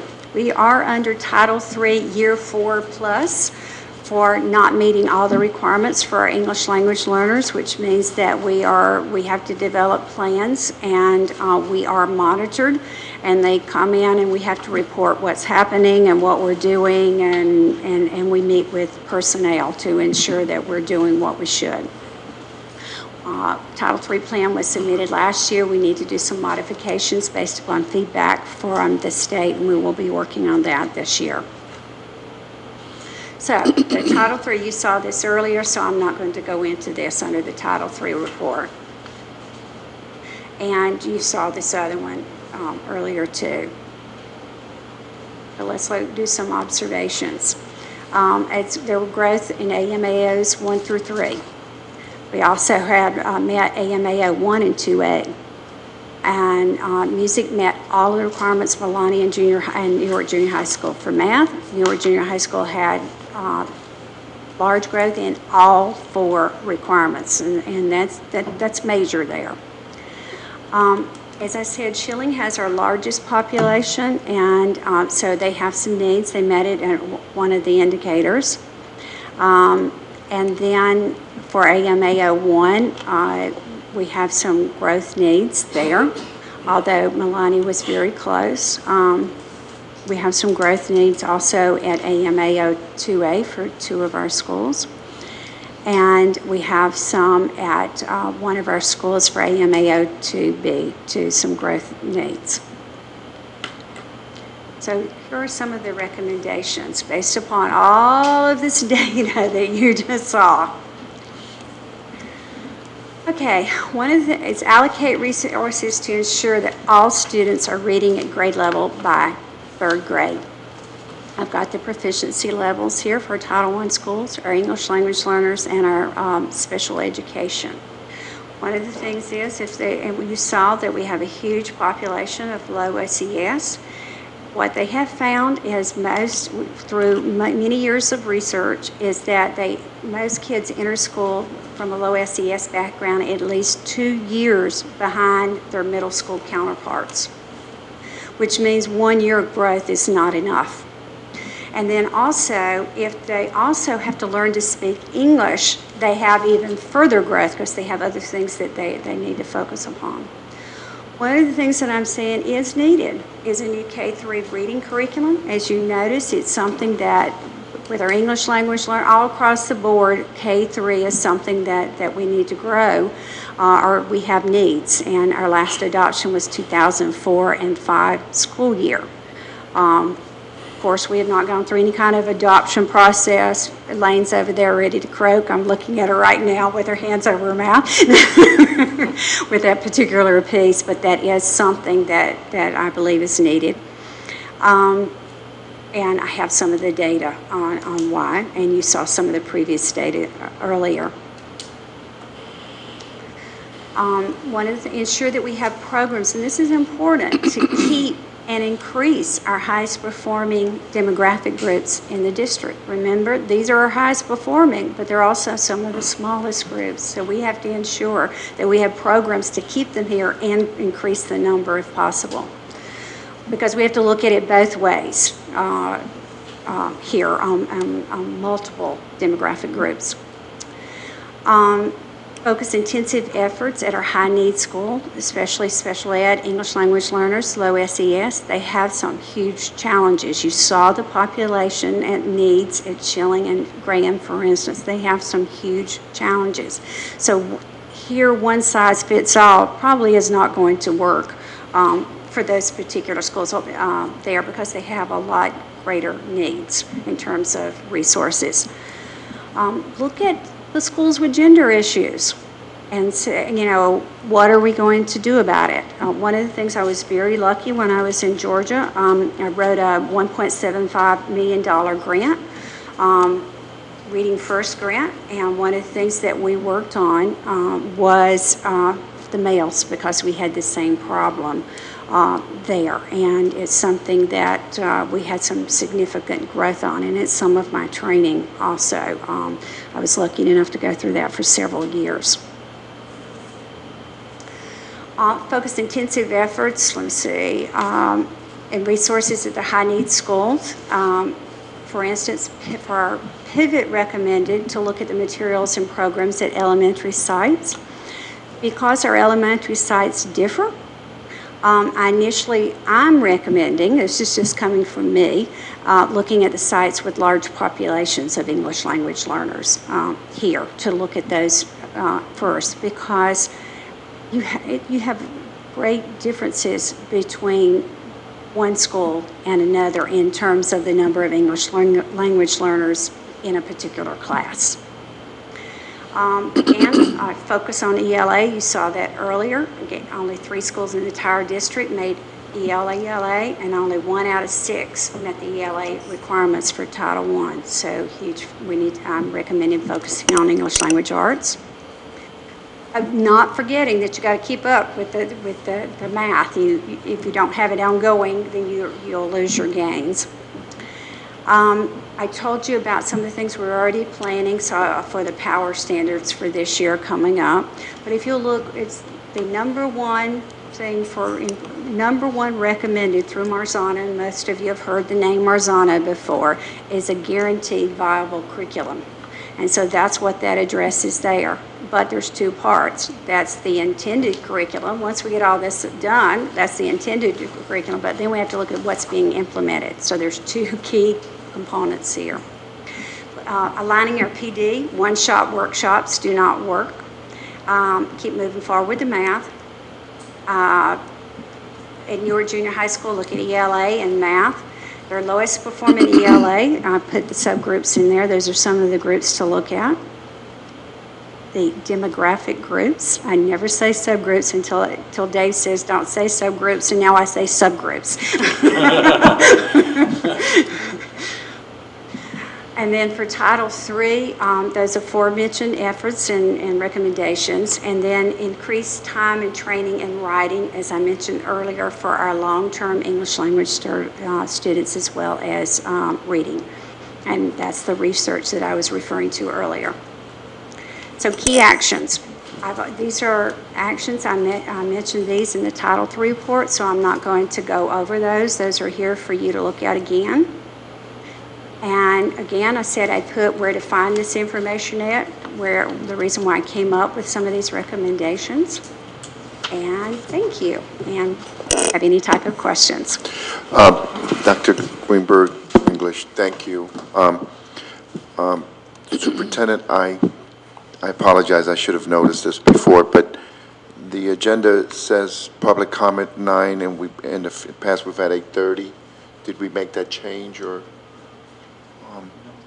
Okay, so it's... It used to be 9:30. Okay, so it's still 8:30? Supposed to be 8:30. Okay, so we need to break just for 1 second to take a deep breath.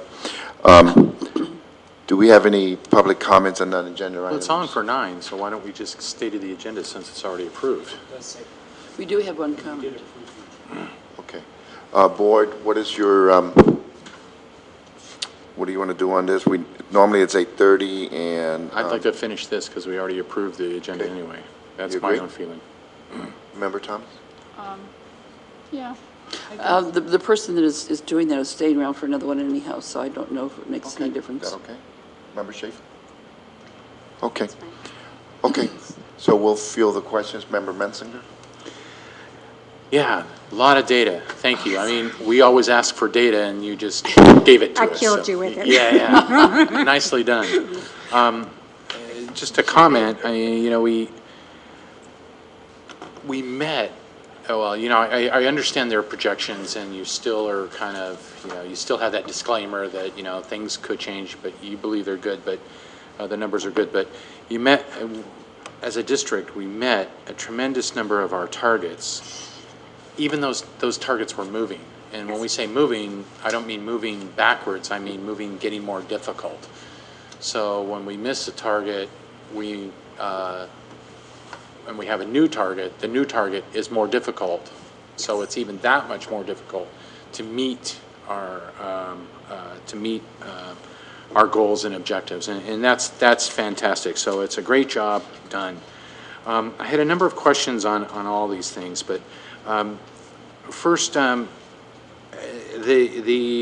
was a lot of Title I schools, and then there was some information in there that was mixed in that weren't Title I, and I understand that for clarity.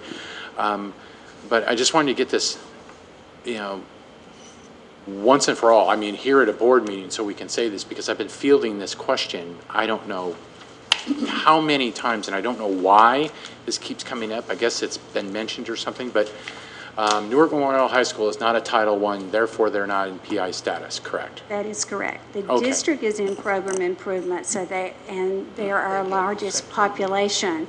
So in order for the district to get out of program improvement, we need for them to advance, but they are not a Title I Understood. school. I've And they had are not in questions program from improvement. teachers, from staff members, they keep saying, we're Title, you know, we're PI, we're in PI. No, the district isn't PI, not the, I just want to make that clear, and I wanted you to say that, so we can talk about that. Going back, you mentioned that on ELL students, the 0 to 5 years, we passed, or we met our goals, and then greater than 5 years, we didn't meet our goals. And, you know, your strategies, which, you know, and throughout this, your strategies seem to be the same, and so they seem to be working. So we're continuing with the strategies, which is something that I really like. I'm not a proponent of adding new programs unless we go back and see what the old programs have done and see if they're working or not working before we start adding new ones. So I'm grateful for that. But what have you found with it? Is it a transient population? Is it what is it that the greater than 5 years seems to not be making their goals, whereas 0 to 5, you'd think it'd be the other way around? Mm-hmm. If you, on here, I don't have it in front of me, you'll find that Newark Junior High School has a huge growth in that particular area. But if you think about it, our schools are K-6.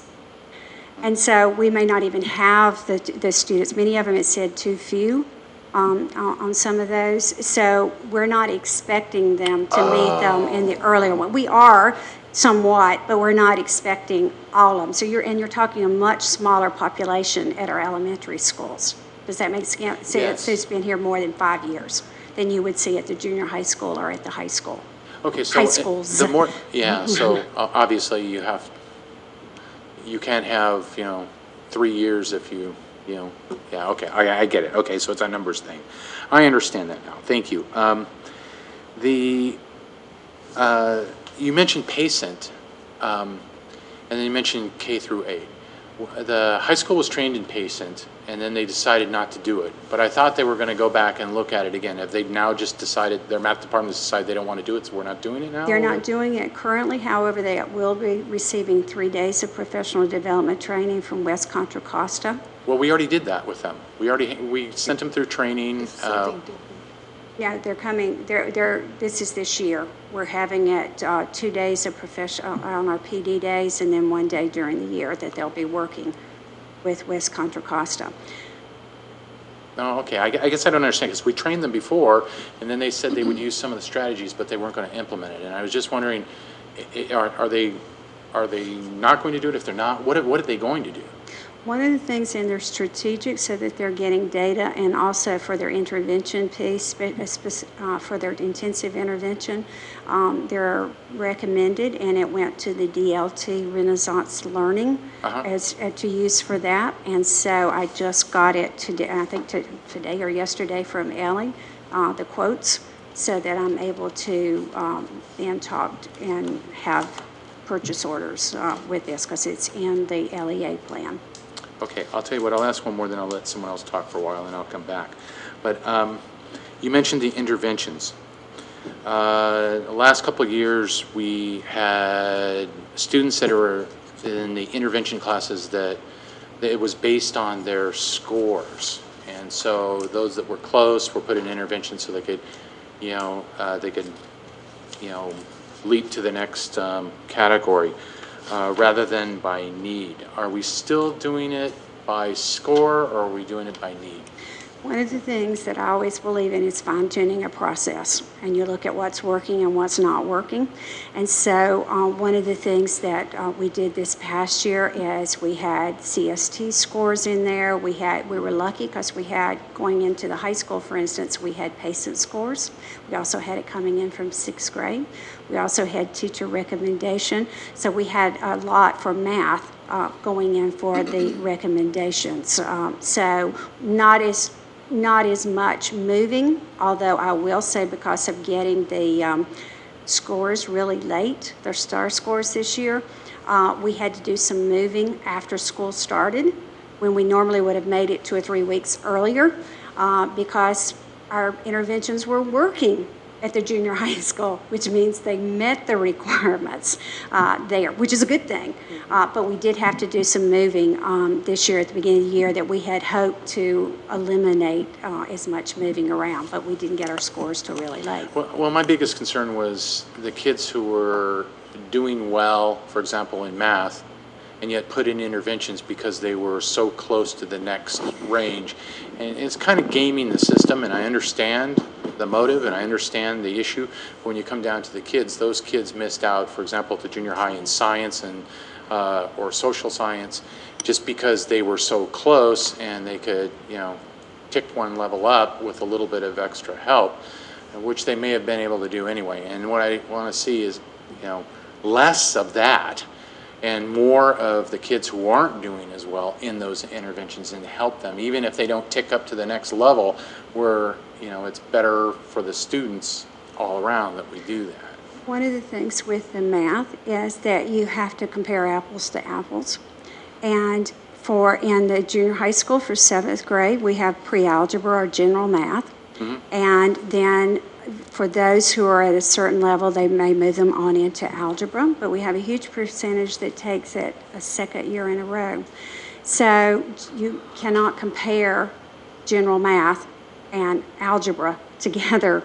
And so therefore, while they may have done well in general math, the teachers may have felt that they did not have enough of the skills to do well in algebra. They may have made good grades in general math, but they didn't have enough. They may needed additional skills or additional help for the 2 period. And so that's where the teacher recommendation came in. So you may have had a child who made B's in general math, but they felt they needed extra help to make it through algebra. And then our historical data, as I presented, I think 2 years ago, that PACENT went through and did the historical data, was I think only from those who scored proficient in general math, only approximately 99% was able to score proficient in algebra. And that was 3 years of historical data. Member Thomas. I had a couple of questions. The first one is that the AYP requirement keeps going up every year, and we see that in the number of schools not making AYP, and that's sad. Even though they're making good growth every year, it's not enough.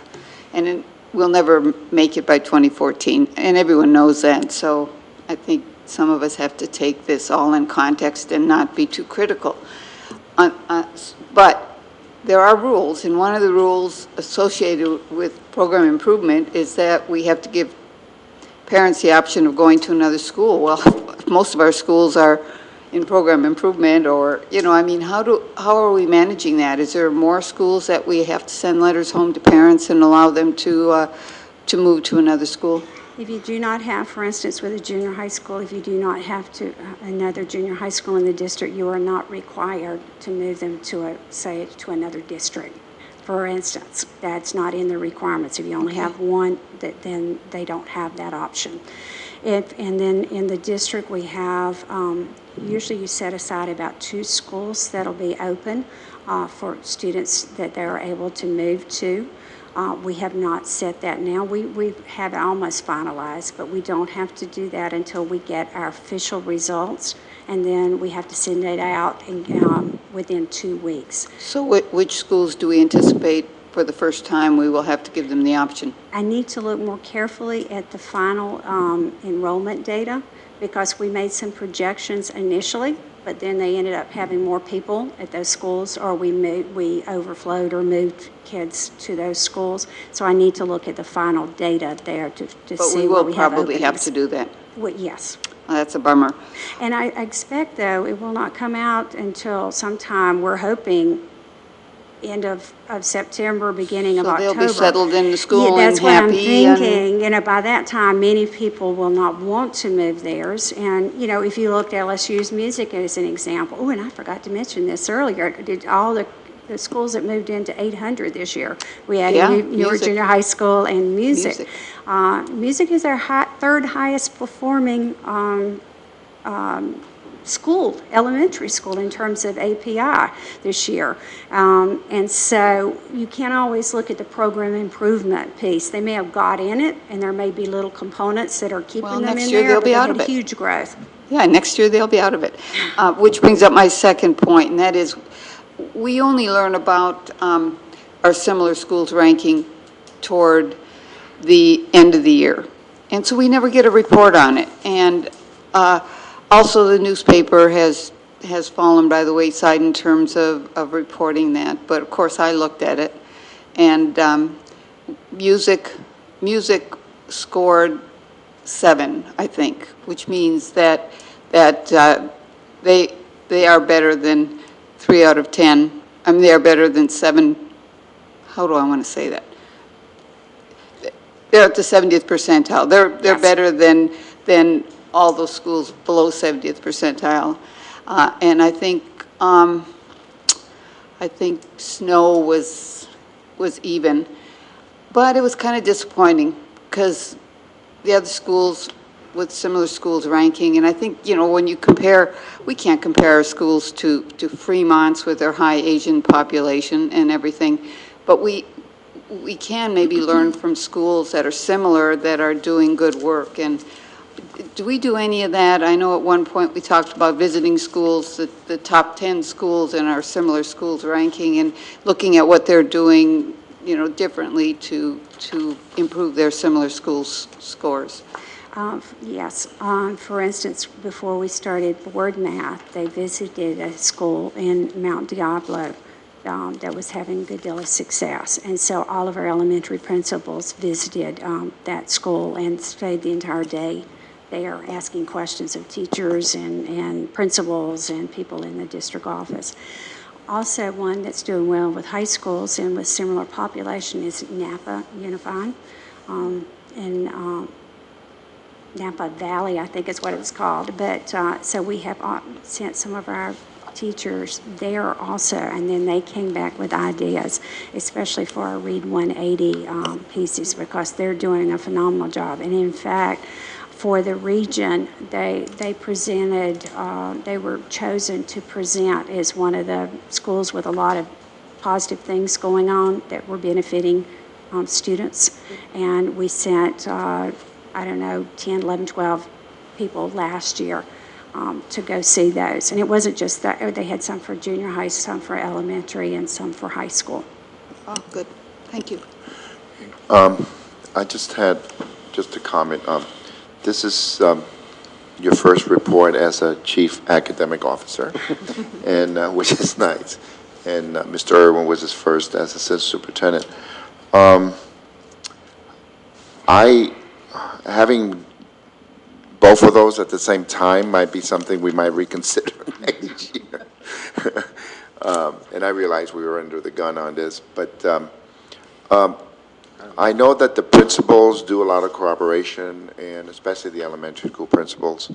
I guess my question would be, at services, how do you refocus to where you see that a school is doing either what you wanted to do or even more, and then you have one that's maybe not doing as well? How do you refocus from at services side your efforts in order to keep the school that's kind of falling behind and try to do something, maybe more intervention? I'm just curious on how quick you can refocus to zoom in on schools that, on a few schools that maybe are falling behind a little bit. One thing we're really lucky about with our elementary principals is that they're very collaborative and they work a lot with each other, and especially our Title I schools. And part of it is they hold themselves accountable to a high standard. And when they find that it's, I know this is a simplistic answer here, but part of it is they hold themselves accountable. So they're out looking, and then programs that I know that work, we're recommending them to go look at. Schools that we know it may be working, we're recommending it. One of the things that we're doing with our walkthroughs, we did it last year, for instance, with our board math. We brought in somebody to help us, and then we had teachers and principals that went to other schools to look at other schools within our own district to see what was going on there. So we had a professional learning community going on. And then, as I said, frequently I will recommend to principals. And then Member Thomas was talking about the similar schools, which is a big one for me. So rather than making, you know, a long trip to a school and maybe sharing with the board some of the things that after you get a chance to analyze that the schools are doing, and maybe inviting somebody from that school maybe to come in and chat with us or something, and because that's really something I'd like to see more done in that area, is the similar schools that are, you know, doing very, very well, that are very similar demographically as far as the large Hispanic population and English language learners and all that. Mm-hmm. I will say, for instance, there were several. Nicole was one of them. I know they visited a school in Fremont that was doing well with some of the demographics. And so they came up with some of the ideas for improvement from Fremont. Okay, great. Okay, Member Crocker and then Member Mensinger. Thank you. I'm looking at all this data and I'm thinking, it's so much and it's so specific and each piece is different, so trying to find trends is really very, very difficult, I think. So I'm focusing on your suggestions for this year, figuring that you've gone through the process of taking it and making a decision in terms of what would be the most productive way to make things better for the year. Do we have the money to support these things? Not on all of it. One of the reasons why I said some of the recommendations for K-3 is because it is not something we can use categorical funds for. So this is for your consideration to begin thinking about this as you're going down the pathway. I'm not saying this is this year. I'm not saying it's next year. I'm saying you see the need. I've established the need, and I'm just bringing it to your attention. So what can we be doing this year, since all recommendations would not be able to be handled? What can we be doing this year to save our places where we have jumped ahead? Continue with the professional development for the math piece. As I said, there was an extensive amount of time this past year spent with the principals and ed services coming up and fine-tuning the plan. So we've got the PD academies coming in place for the professional development. We've got West Contra Costa coming in. We're continuing with PACENT. We're continuing with the board math piece. So we have new pieces coming in to focus on the ELA. We have some new pieces coming in for the EL, and then we're fine-tuning the pieces that we had in place, knowing that if we don't continue the professional development, we could lose some of those gains. Thank you. Member Metzinger? Yeah, real quick. Just a quick comment, because this has come up a couple times, and sort of, I don't know, maybe the elephant in the room when it comes to these kind of issues is I don't know, it seems to be no coincidence that the highest performing schools in the district also have the highest level of parental involvement. And are these the kind of things that you look at? I mean, test indicates that if parents are very involved in the education of their children do better in school. Okay, it's pretty simple. Whenever I talk to people about test scores and test scores at schools and things like that, I tell them, it really, a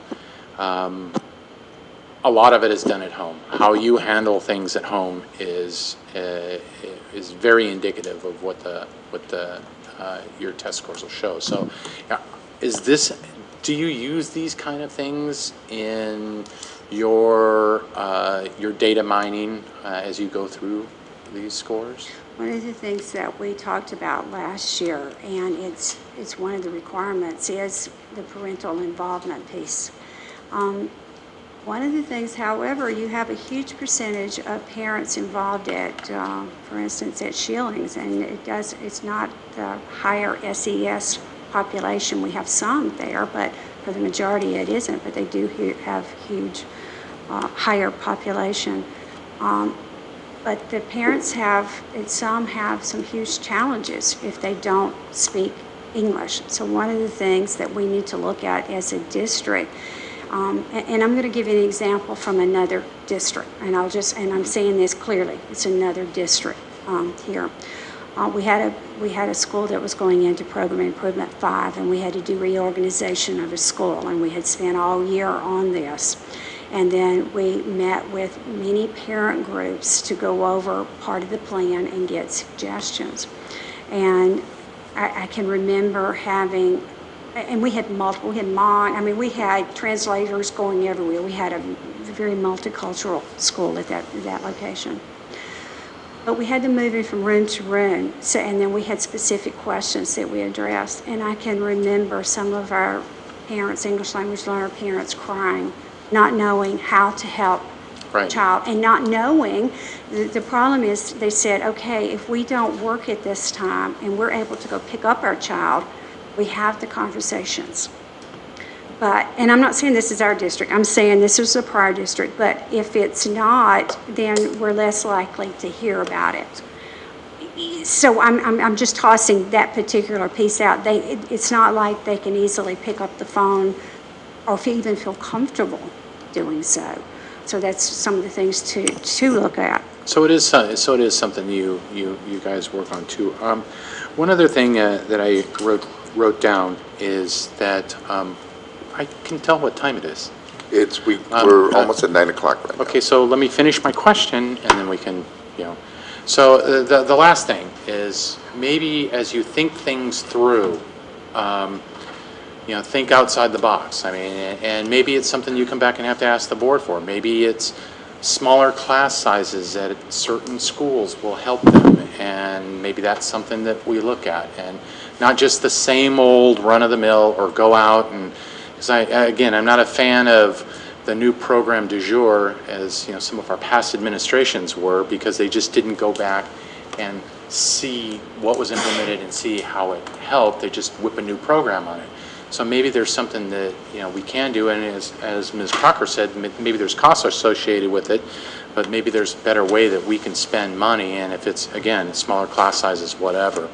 So I'm just throwing that out there, is to widen your area of thought on things like this, and include things like this, and come back and tell us what you need, and maybe we can find what we need to help. Thank you. Thank you. Thank you, Dr. Greenberg English. Appreciate it. Okay, with that, we move to public comments and non-agenda items. Vice President Crocker, do we have anyone? Yes, we have Ms. Cindy Parks. Okay, Mrs. Parks, can you come up, please? Thank you.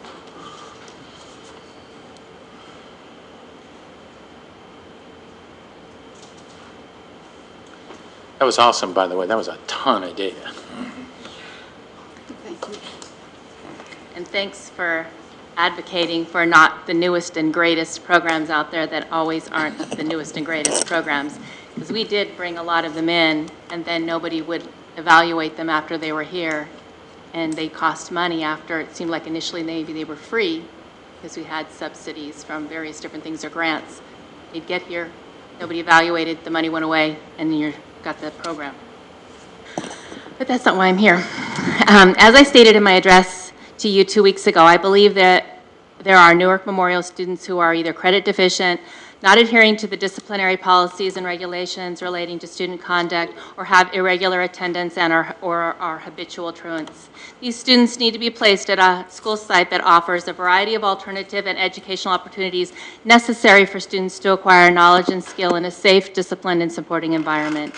At that site, or a site that can help them develop the values of responsibility and respect for oneself, which leads to a productive citizenship and lifelong learning.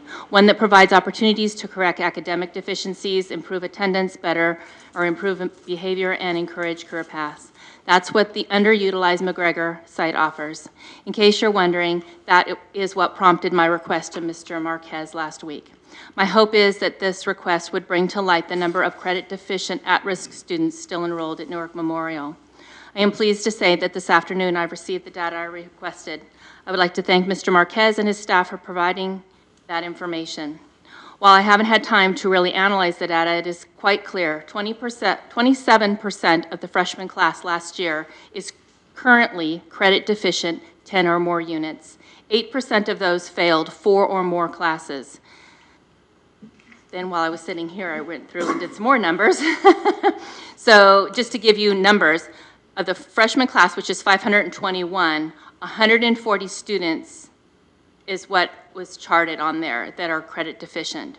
Entering the junior class is 471 students have currently enrolled, and 37% of those students are 10 or more credits deficient, which is 29%.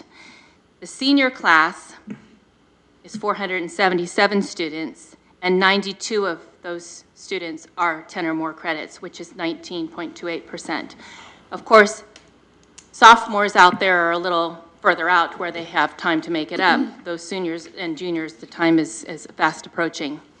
I am pleased to hear that Bridgepoint has increased their enrollment from 63 the first day of school to 105, and I understand Crossroads is at its maximum or close to it.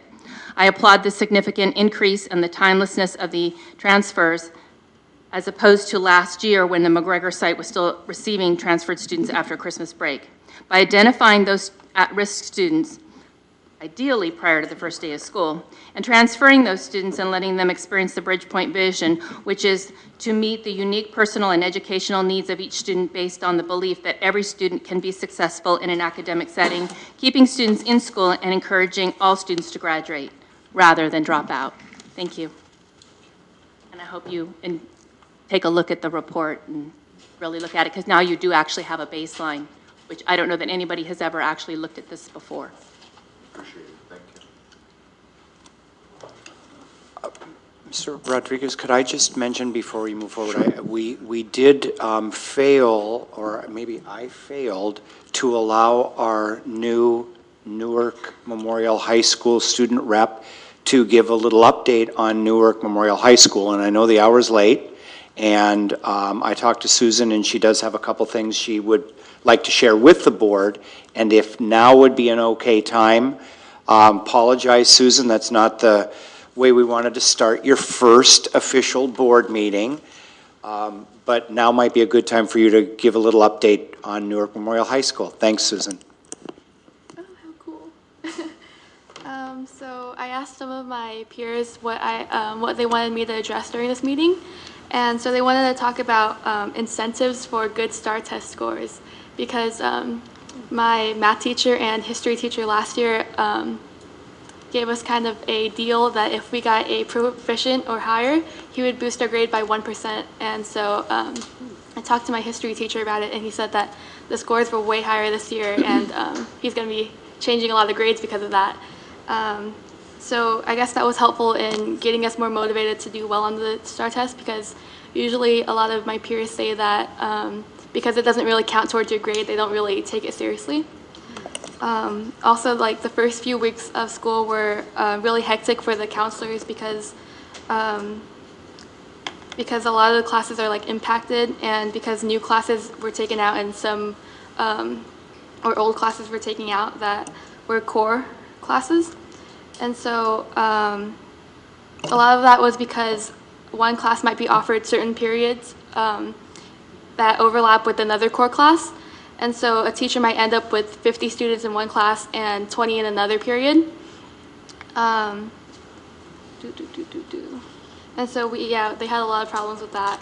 And I guess that's a really big issue because we had so few classes that, or we didn't have enough classes that could fit all of the students. Some students had to take electives during their freshman year that instead of taking core classes, so they have to take those core classes later on and won't have the opportunity to take AP classes because of that. So that's a problem. And tomorrow is back to school night, so yeah. Oh, great. Thank you. Thank you. What time is that tomorrow? It starts at 6 or 7. 6. 7. Okay. Did Sean tell you that we have a tradition that at your second board meeting, you have to run the meeting? What? Or bring cookies. Or bring cookies. Or bring cookies. Actually, they're not being very nice, but one of the things we do want to encourage you to do, knowing that you have to get your homework done, is leave as soon as you want to. Or need to. Right. So you can leave whenever you want, as long as you don't disturb anybody. Sean did tell her, though, that they have pretty good entry rate into the UC system. If they're a board member, yeah, student board member. Yeah. It's good on the resume. Anyway, thank you for the report, Susan. Dr. Mark, you have anything else to? Okay. Okay, with that, we move to the consent calendar, or the consent agenda. We have item A, personal items, A1. I move acceptance. Need a motion and a second. Member Crocker moves. Second. Member Mensinger seconds. Please vote. On this one, the student board member doesn't vote. Right. Okay. Okay, the motion passes unanimously, 5 ayes. Okay, with that, we go to item B, non-personnel items. We have Member Crocker. Could you read the B1, 2, and 3? B1 is warrant memos number 2012-2013-02. Approve warrants required or payments to vendors for the period of August 1 through 30th, 2012, as required by Educational Code. Approval of Resolution 1896 is B2, declaring surplus equipment. Staff recommends you approve this resolution, which lists items to be declared as surplus to the needs of the district. And B4, there is no B3, is that correct?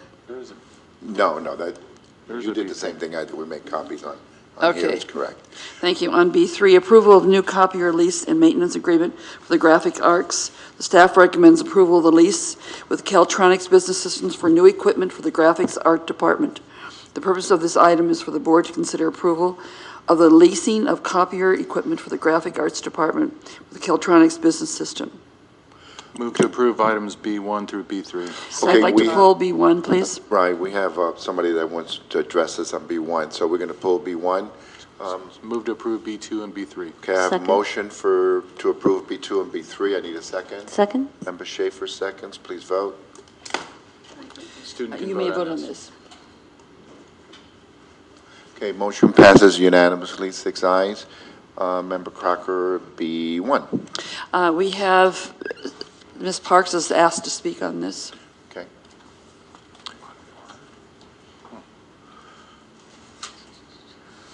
Welcome, Ms. Parks. Hi.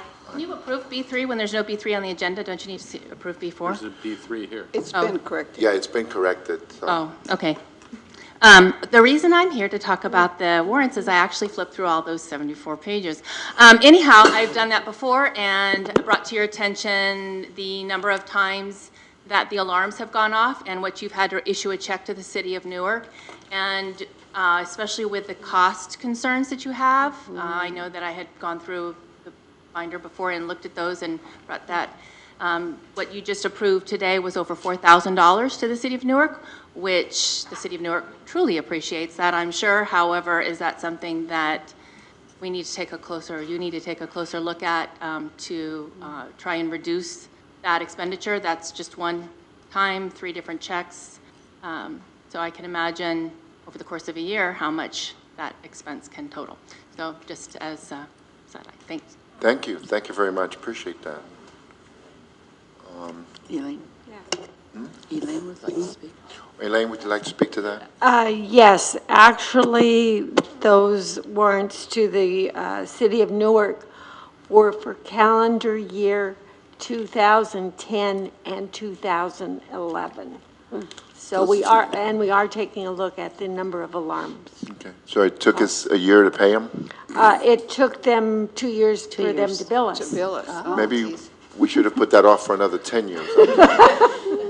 But actually, it was for calendar year 2010 and then 2011. I move acceptance of B1. Have a motion to accept B1. I'll second. Member Crocker motions, Member Thomas seconds, please vote. Motion passes unanimously, 6 ayes. Mrs. Parks, thank you very much for bringing that up.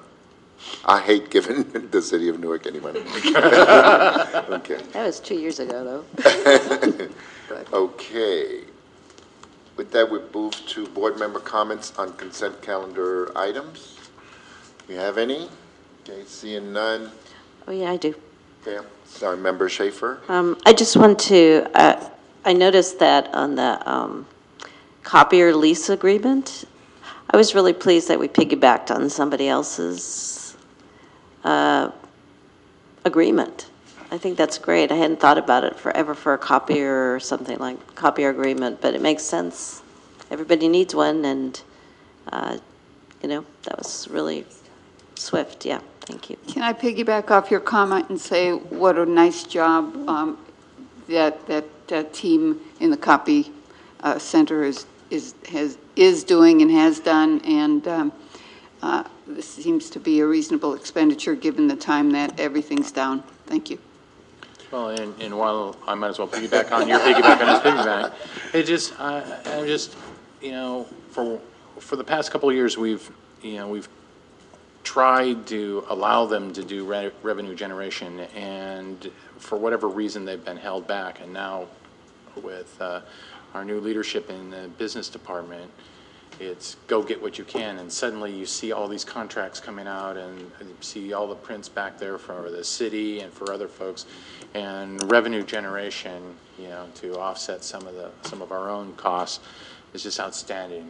And I appreciate the fact that you're allowing them to actually do this, and they are going out and drumming up the business. So this is excellent. And, you know, copiers themselves are, you know, it's a little difficult with the maintenance of those things, but, you know, keeping them up and running, and that's the key thing is you know, the maintenance agreements and keeping those things running, because that's not only revenue generation, but it's for our students.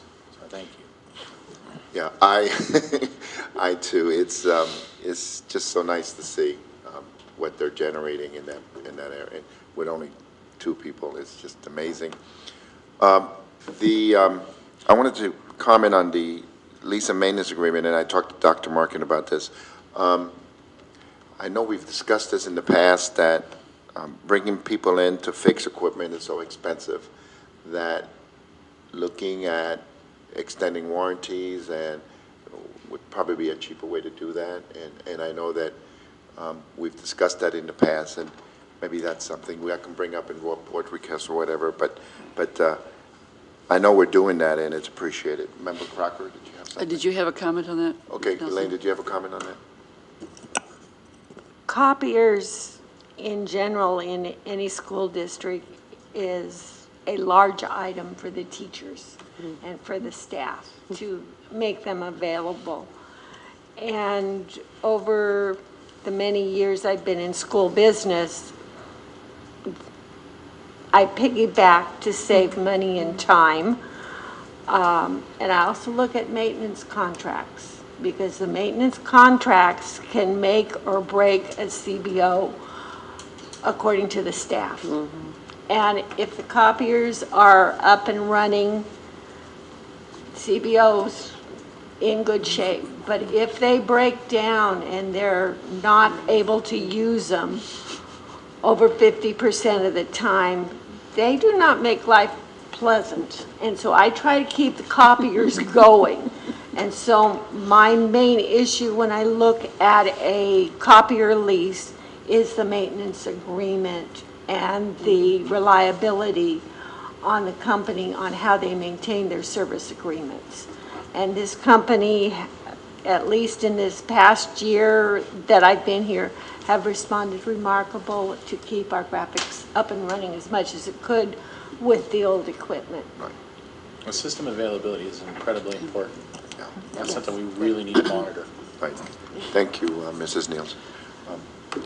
I had a chance to talk with Mrs. Nielsen this afternoon about this, and basically, she brought up one point that I think is really important to underline. What I was really concerned when we got the math programs, they had consumables, and we're able to print our own consumables for the math programs, which means that we can control the numbers, we can control the amount, and so right there,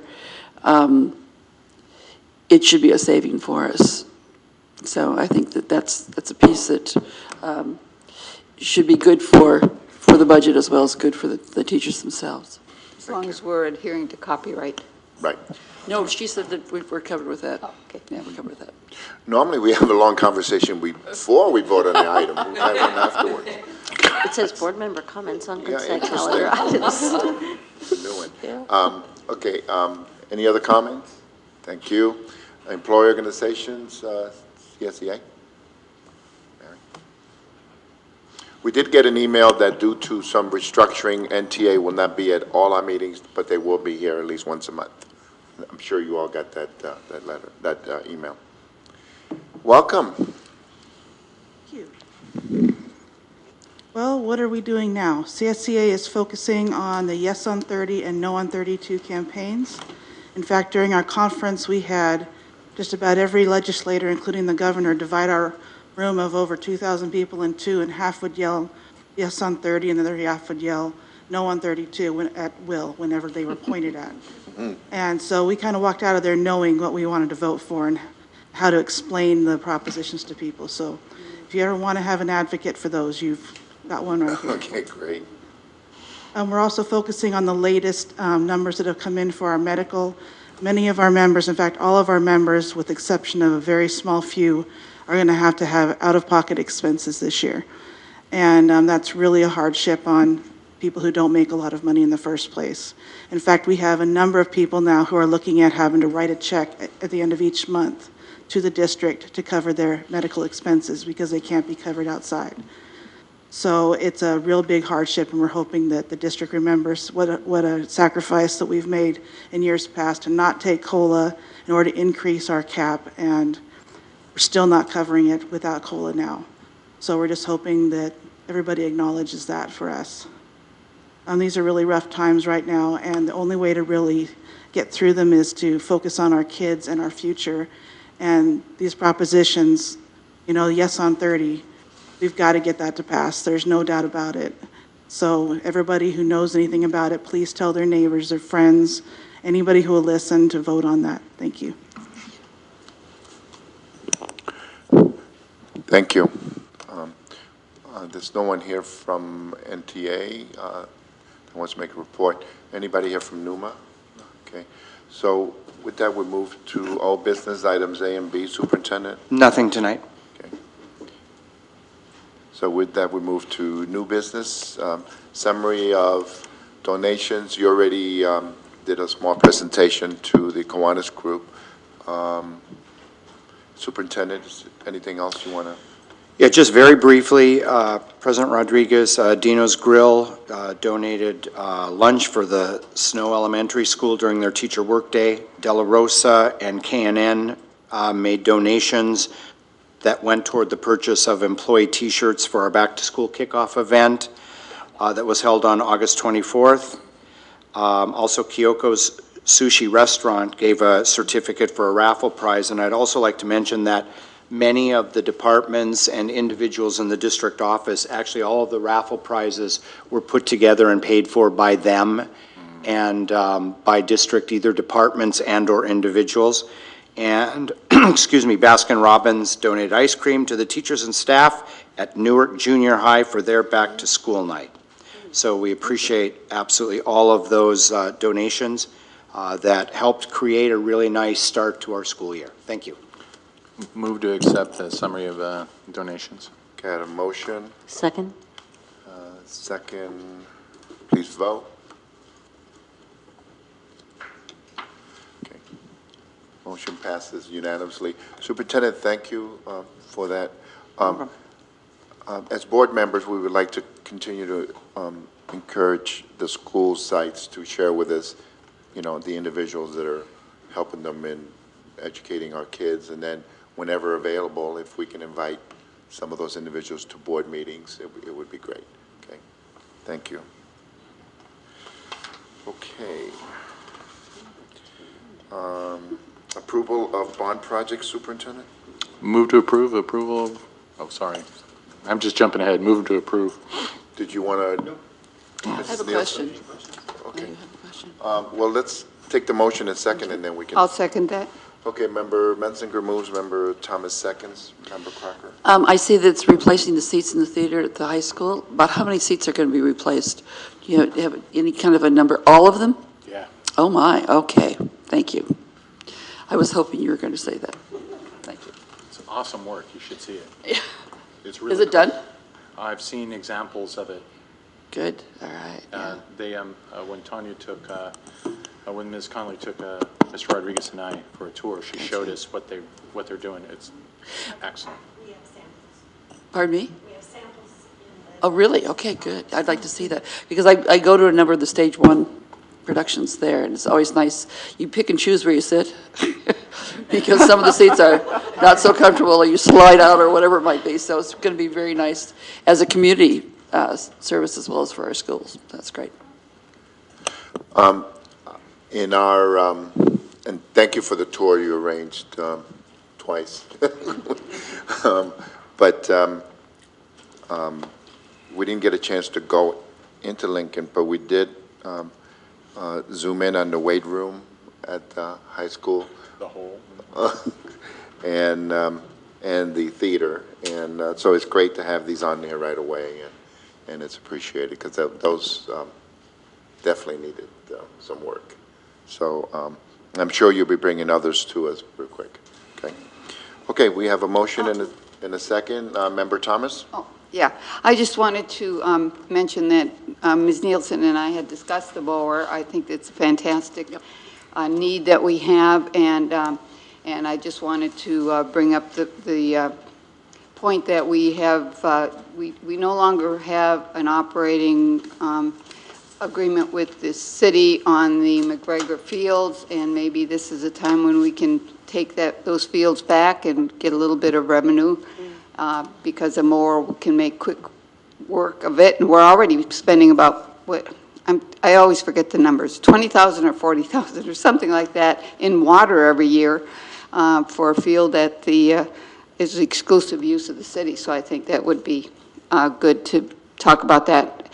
And the weight room, is that in the event center? No, it's No. a separate room. Oh, okay, because, yeah, okay, that's all, thanks. I understand there was a part of the flooring that was at risk of disappearing. Yeah, I mean, so it it has was, disappeared. yeah. There's a hole. There's a hole, yeah. Okay. Yeah. So we have a motion and a second. Please vote. Mr. Rodriguez and student? Yeah. Motion passes unanimously, 6 ayes. We're in agreement tonight. Okay, we're in agreement. So, Susan or Ms. Lee, like Member Thomas said, you can feel free to, not that we want you to, we'd like you to say. She's almost made it to the end. There you go. Okay, I can't get back on this, but, thank you. Okay, so we're to committee reports, announcements, and upcoming events. Ms. Lee, you want to go first? Do you have anything? You already made your report on the high school. Yeah, I don't really have much. How do you like your new AP classes? Not good. Okay. I had talked to Dr. Markin when we sat together on Tuesday, and we wanted to allow the board and staff to talk about board request. I know each one of us has dealt with it differently over the years, and I know Member Menzinger has a suggestion that he shared with me. But I was hoping we could share some information or some suggestions with the superintendent to make sure that this flows. Member Thomas, did you want to address this, or is that from before? That's from before. Okay. So, Member Menzinger, did you want to share what you shared with me? Well, having done this kind of stuff in the private sector, managed major programs and managed groups and stuff, it just seems to me we need an action item list. When these things come up, they get recorded in a list with a number, and I think staff's already done that and in the past, and in fact they may even currently be doing that. But one of the things we can do is publish the list more often, and maybe even review it during board meetings, and we can go and update against due dates, against issues that are closed, and then board members can sign them off if we made a request, or if staff makes a request to the board, and however the requests go, that we capture the action, we capture who made the request, who's responsible for it, the due dates, and then how it's been resolved, and then move on. And I just think if we do those kind of things, then we'll have the timely piece that we need. And if there's something that for some reason an action can't be fulfilled because there's other things going on or other high priority things, then you just reset the due date, and just everybody knows the date's been reset, and you move on. And that way there's no animosity between anybody, because we all agree, okay, there's higher priorities. Or if the board itself decides that particular issue is not a higher priority, then things get moved down, and then there's no debate between board members or between one member and staff or something. And and that's what I had mentioned to Mr. Rodriguez, and I think that just, a process needs to be, I think we already have the process. I think we've done this in the past. It just, I don't know if we as a board have not pushed it or whatever, but I haven't seen an action item list in a while. And I do recall last time I saw it, I just went through and said, close, close, close, I don't care anymore, close, and crossed off a bunch, and overcome by circumstance, whatever, and got rid of them. And so I think maybe that's kind of what we need to do, and just be more diligent in reviewing them. Like I said, right, either on through a Friday update, do it through that way, or even have an agenda item where we just have the action item list and any updates to the list go. I just don't want to get talking about the same issue every single time in a board meeting, because I think that's a waste of our time. Yeah. But I think staff is doing an excellent job. One thing that I wanted to ask Superintendent is, if there is a request and it looks like it's going to require a lot of staff time, please feel free to share that with us so that we know that this is something. Maybe the request can be handled in 2 steps, or maybe if you meet meet with the board member that's making the request individually and see if you can come up with something. Member Crocker? I agree. Having a list is really, I like lists, and so it's nice to have it to check off what's going. But we haven't discussed whether the request from one board member is a request from the board. And so we haven't talked about that process. In other words, sometimes I want to find out information because I'm curious. And my curiosity should not take a lot of time. So we haven't discussed the process, and I think maybe we need to do that, and maybe there needs to be something from the superintendent in terms of what the suggestions might be. I think we had talked about that when we talked about the policy book, and I don't know that we've done that. Okay. Member Schaefer? Well, that's kind of what I was going to say too. I think that there would be a lot of benefit by prioritizing the list and then discussing that with staff so that it meets our needs as a group. And I know there's been some feelings of reticence around that, but I think if you really think about it, it could really work really well for this group. Okay. Member Thomas? Well, I think it's important that our requests not take an inordinate amount of time, although there always is the case where it does. And so I think honoring an individual member's board request that isn't going to take an inordinate amount of time should happen as soon as possible. But those that are more complex, like our recent request for adult school presentation, I think that, and I did, at the time I made that request, I looked at all of you and said, you know, is there just a general agreement that this is something that's good to do? And the superintendent chimed in and said, well, we plan to do that anyway. But I think, you know, for something that is going to require staff time, I think, you know, we should all kind of say, you know, is this important? And if not, you know, can the person asking scale it back so it's not going to take a whole lot of time, or at least explain the rationale behind asking it. So that would be my input on you know, because it's a matter of time for staff. We don't want to give staff a lot of time, yet we have an oversight responsibility, and that oversight responsibility says, you know, we'd like information, especially as it pertains to board policies and such. Member Mensinger? I agree. I think that if we make the request, if someone makes a request, they're making a request for a reason. However, I do believe that board members can do their own research too. So for example, I had a question about grade books. And because I get, you know, every year about this time you get parents complaining that some teachers use School Loop and some don't, okay?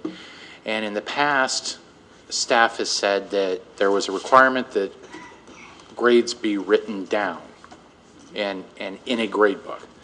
And this didn't make sense to me, because if you have School Loop, why can't you just print it out and shove it in a book if it has to be written? But nothing seems to be written these days.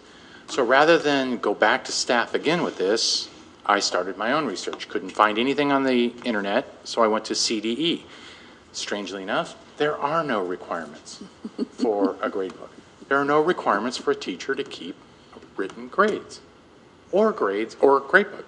There are requirements in making assessments of students and how that's done, but there's no requirements for grade books. So therefore, there is no excuse for not using School Loop or saying I have to keep it in a grade book because that's the way it is. Maybe that's the way it was 20 years ago, but it certainly isn't today, and that's what CDE came back with. Now, rather than having staff go through the same thing, I spent about an hour on the computer doing the research, and I made a phone call. So they're doing some additional information, but when I get that information, I plan to share that with staff and say, this is what I found out. But again, we can do some of our own research rather than asking staff, because we know we've made cuts, they are cut back. Everyone in this district is overloaded. And every time you make a request, that means somebody's gonna not do something because of your request. So those things that we have to do, we just need to be diligent in understanding, is it nice to have or do I need to have it? If it's nice to have, let's look it up ourselves. If you can't find it, then maybe you go to staff and ask. But then we can prioritize. I don't know if it's a 1, 2, or 3. 3 is absolutely, we need to do this, and maybe that was the adult ed and how we're going to have that. Fine, staff's already working on that. And maybe if I would ask the question about the grade book, maybe that's a 1. It's not as important, and but I think we also need to be cognizant about what information we can do, because they're going to do the same thing we're going to do. They're going to look on the internet, find it first.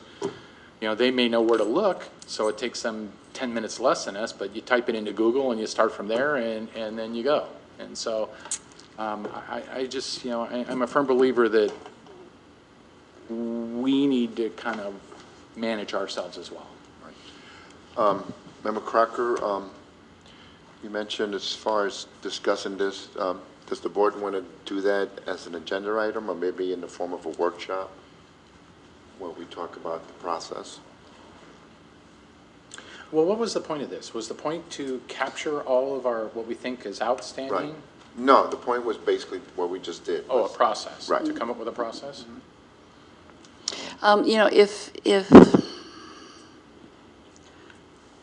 If I think maybe we need to, we've got maybe an hour now before we have to be out of here, right? No, okay.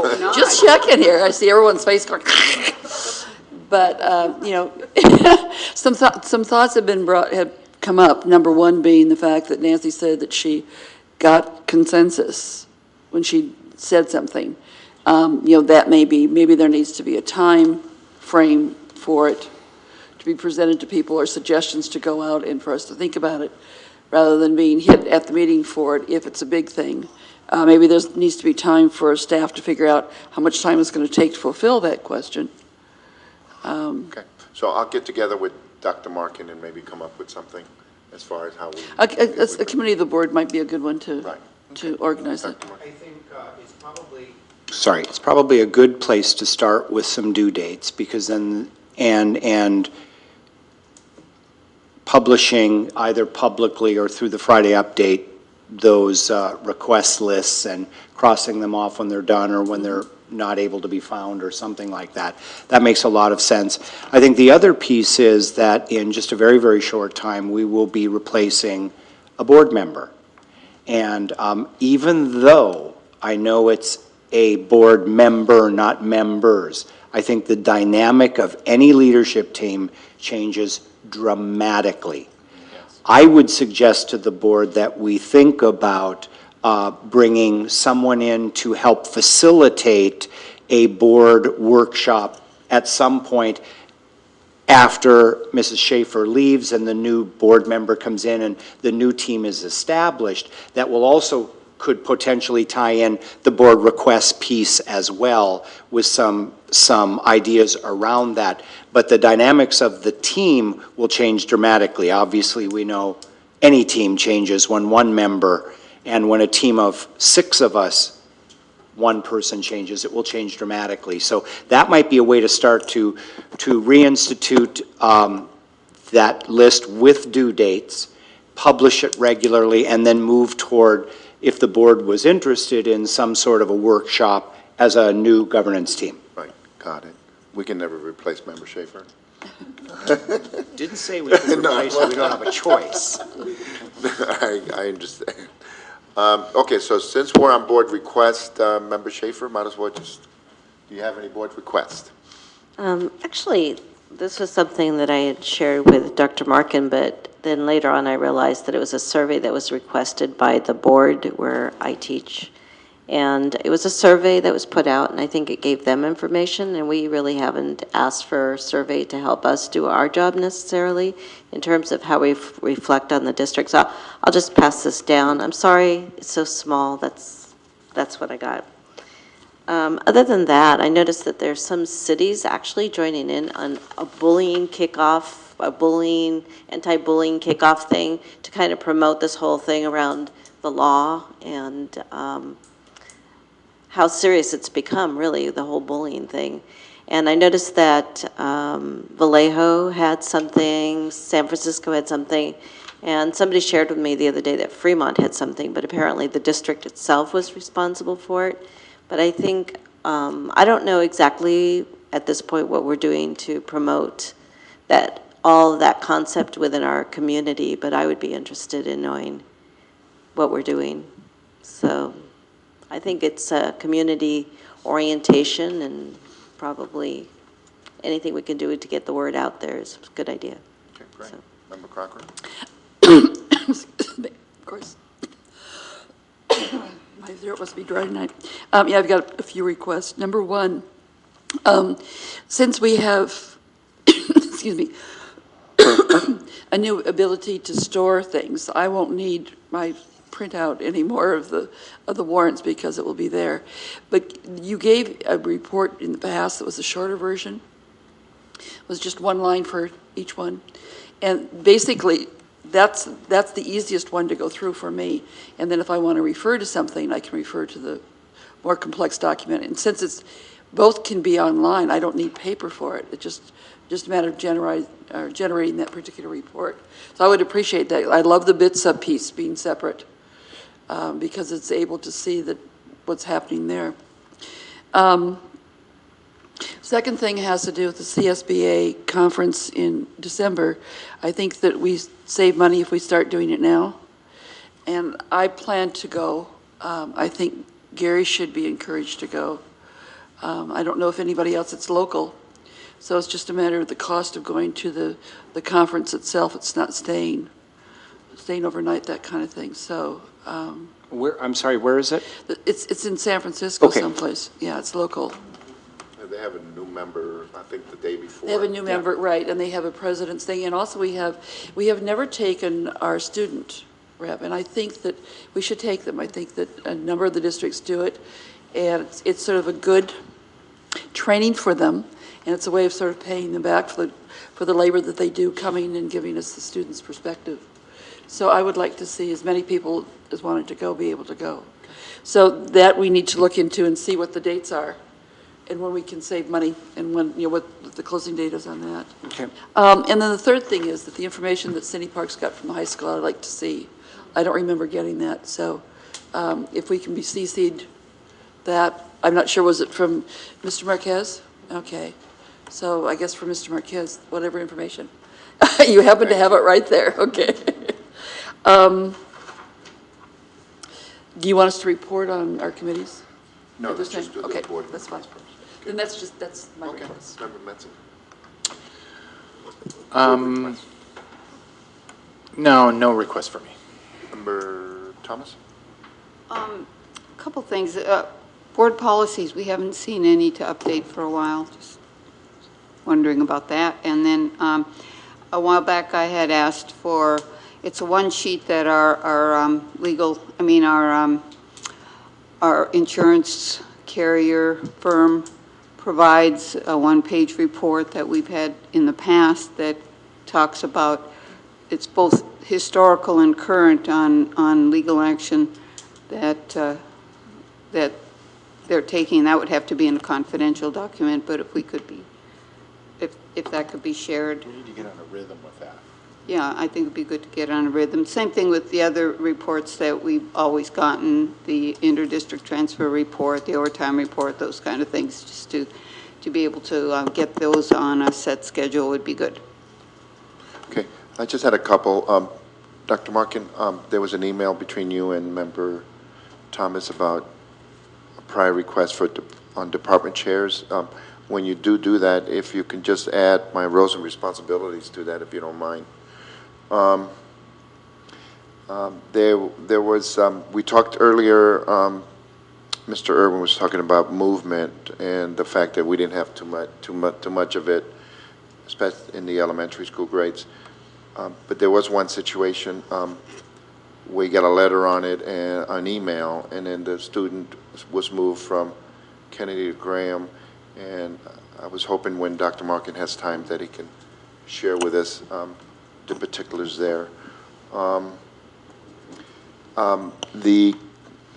We have a workshop coming up on September 25th. Dr. Markin and I have talked about that, which is a Tuesday from 4 to 6, and this also pertains to staff. I'm taking Monica back to UC Santa Barbara, and I won't be able to get back in until around 6, so I'll miss it.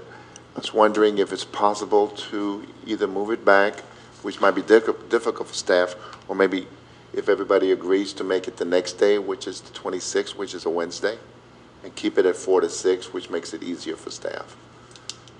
We have a youth task force meeting at 5 o'clock on the 26th with the city. Well, if we can do 3 to 5, or is that hard for you to do?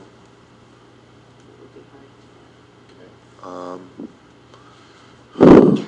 I think it's important that we have, our board members at that meeting. So moving it to the Wednesday is fine, or even the Thursday is fine. You okay for Thursday?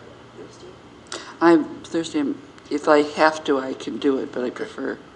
Well, I don't know that there's any urgency that it be that week. I mean, the goal was to have it before the new board member took his or her place on the dais. So, I mean, there's nothing that's says it has to be Tuesday, Wednesday, or Thursday. I mean, maybe we could plan a couple alternative dates and get that information out and see if that could work. We just didn't want it to get into the craziness of the election and all of those sorts of things. Right. So I don't know that it necessarily has to be that week. And then, Dr. Markin, on the website, some districts have it to where there's different schools, and it just seems to rotate the pictures of kids and everything. Not that I love having your picture on there. I think you look great. But is it possible to maybe have something where it like moving slides or something? I know Liz has been busy, but I don't know what your thoughts are on that. I'll look into it. Okay, thank you. There was one thing that I did forget. Go ahead, Member Menzel. I just wanted to let the board know that I had made a request when I sent in my list of questions from the Friday update and from the board meeting agenda, an additional item about the in-house suspensions of 471 or whatever it is at the high school, and then Newark Memorial. And this is something that we talked about in the past. And if you don't have a certificated person there, you can't claim ADA. And again, I wanted to try to get this settled once and for all, because we had talked about, and at one point, staff had promised to put a certificated person there. And we have one at the junior high, but we don't have one at the high school. And at the junior high, I heard we have a certificated person. But I don't know if that's true or not. But anyway, if you could just, when you do respond to that, maybe respond to that in the Friday update, so everybody sees the answer. But it's been kind of a mess, and we were promised something, and this is before you guys were here.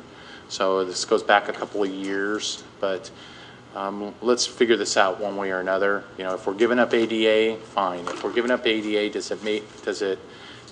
is the cost savings from having a monitor do it, pay back or pay the difference of the ADA, or, I would like to just get that settled. It would be interesting, too, to know what the length of time is the student is staying there. I mean, are they there for just part of a day or for an hour or two, or are they there for all day? It depends. Right. Right. So what numbers are we talking about? So, anyway. Okay, with that, we go to community reports, announcements. Member Thomas, we'll start with you. I left Mr. Nethaway, our auditor, with a question about when he was going to give us a proposal. Has he done that yet? Well, I already did, but yeah, you could. I think 2 calls would be better than 1. That's all I have. Okay, Member Metzinger. Nothing for me, and I mean it this time. Nothing. Member Crocker. Yes, I have a meeting tomorrow night at Second Chance. It's every 3 months that's there. And I just was noticing with all of our new people that BITSA, since that's my responsibility, is going to be loaded with Newark people this year, whereas in the past we've had maybe 2 or 3. So it will be interesting to see because it's local. Do you have the exact number of new teachers that need the BITSA? I don't right off the top of my head, but it's over 30. And there were also some teachers that last year needed their second year, and they were wondering whether they're going to be able to get it or not. So it works out well. Other than that, I have nothing. Member Schaefer?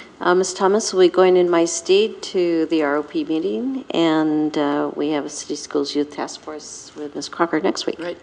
Okay. This Saturday, like Superintendent said, it's Newark Days. Are we all going to be able to be there? Oh, yes. Oh, my gosh, we forgot. Go ahead. Sunday is the cake celebration, and that's a board event. We need you all there to help cut the cake at 4:30. And pass it out.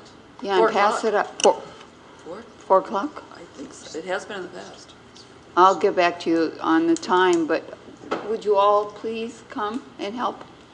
I think I may be manning a parking lot at that time. All I know is we go and man Chicky's Tavern usually for a couple hours before that. That's true. Yeah. Anyway. That's a good thing to do before. It's a good place to be. We're supposed to dress up as cowboys, and there was an issue about bandanas, and Superintendent's taking care of that. Okay. Thank you. What time do we meet on Saturday? Superintendent, what 9 time? o'clock. 9? And then we still do the library thing where they'll have little things there, or? Well, that's what they said, but last year they really didn't, but that's what they said. And I appreciate all the work that's gone in with you in the elementary schools, especially on putting this together. So are we going to be able to meet right there by the library, or are we going to meet on the street? We're going to meet on the street going up the... So there'll be plenty of room for everybody? Okay, great. There's... And we're walking, right? We're walking with the kids. Right. Okay, I just lost my train of thought there. Okay.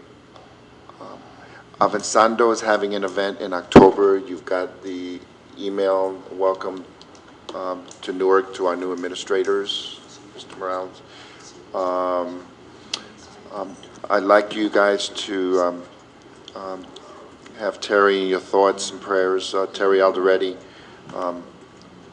she's our new president, along with Lupe, and the cancer has come back, and so I'd like you to think about her. In the not too distant future, I'll get together with the superintendent. There's a great program coming to the junior high school, and I won't steal his thunder, but I am so happy, Dr. Markin, of the work you've done with this on the peacemakers, and I'm hoping that maybe in October you can give us a presentation on it. When you guys see this and the impact it's going to have on the junior high school, you're going to be... Don't ruin the story. Okay, I'm sorry. Okay. Anyway, if nothing else, anybody else? Okay, we'll see you Saturday, Friday at the ribbon cutting. It's 9:55. Meeting adjourned.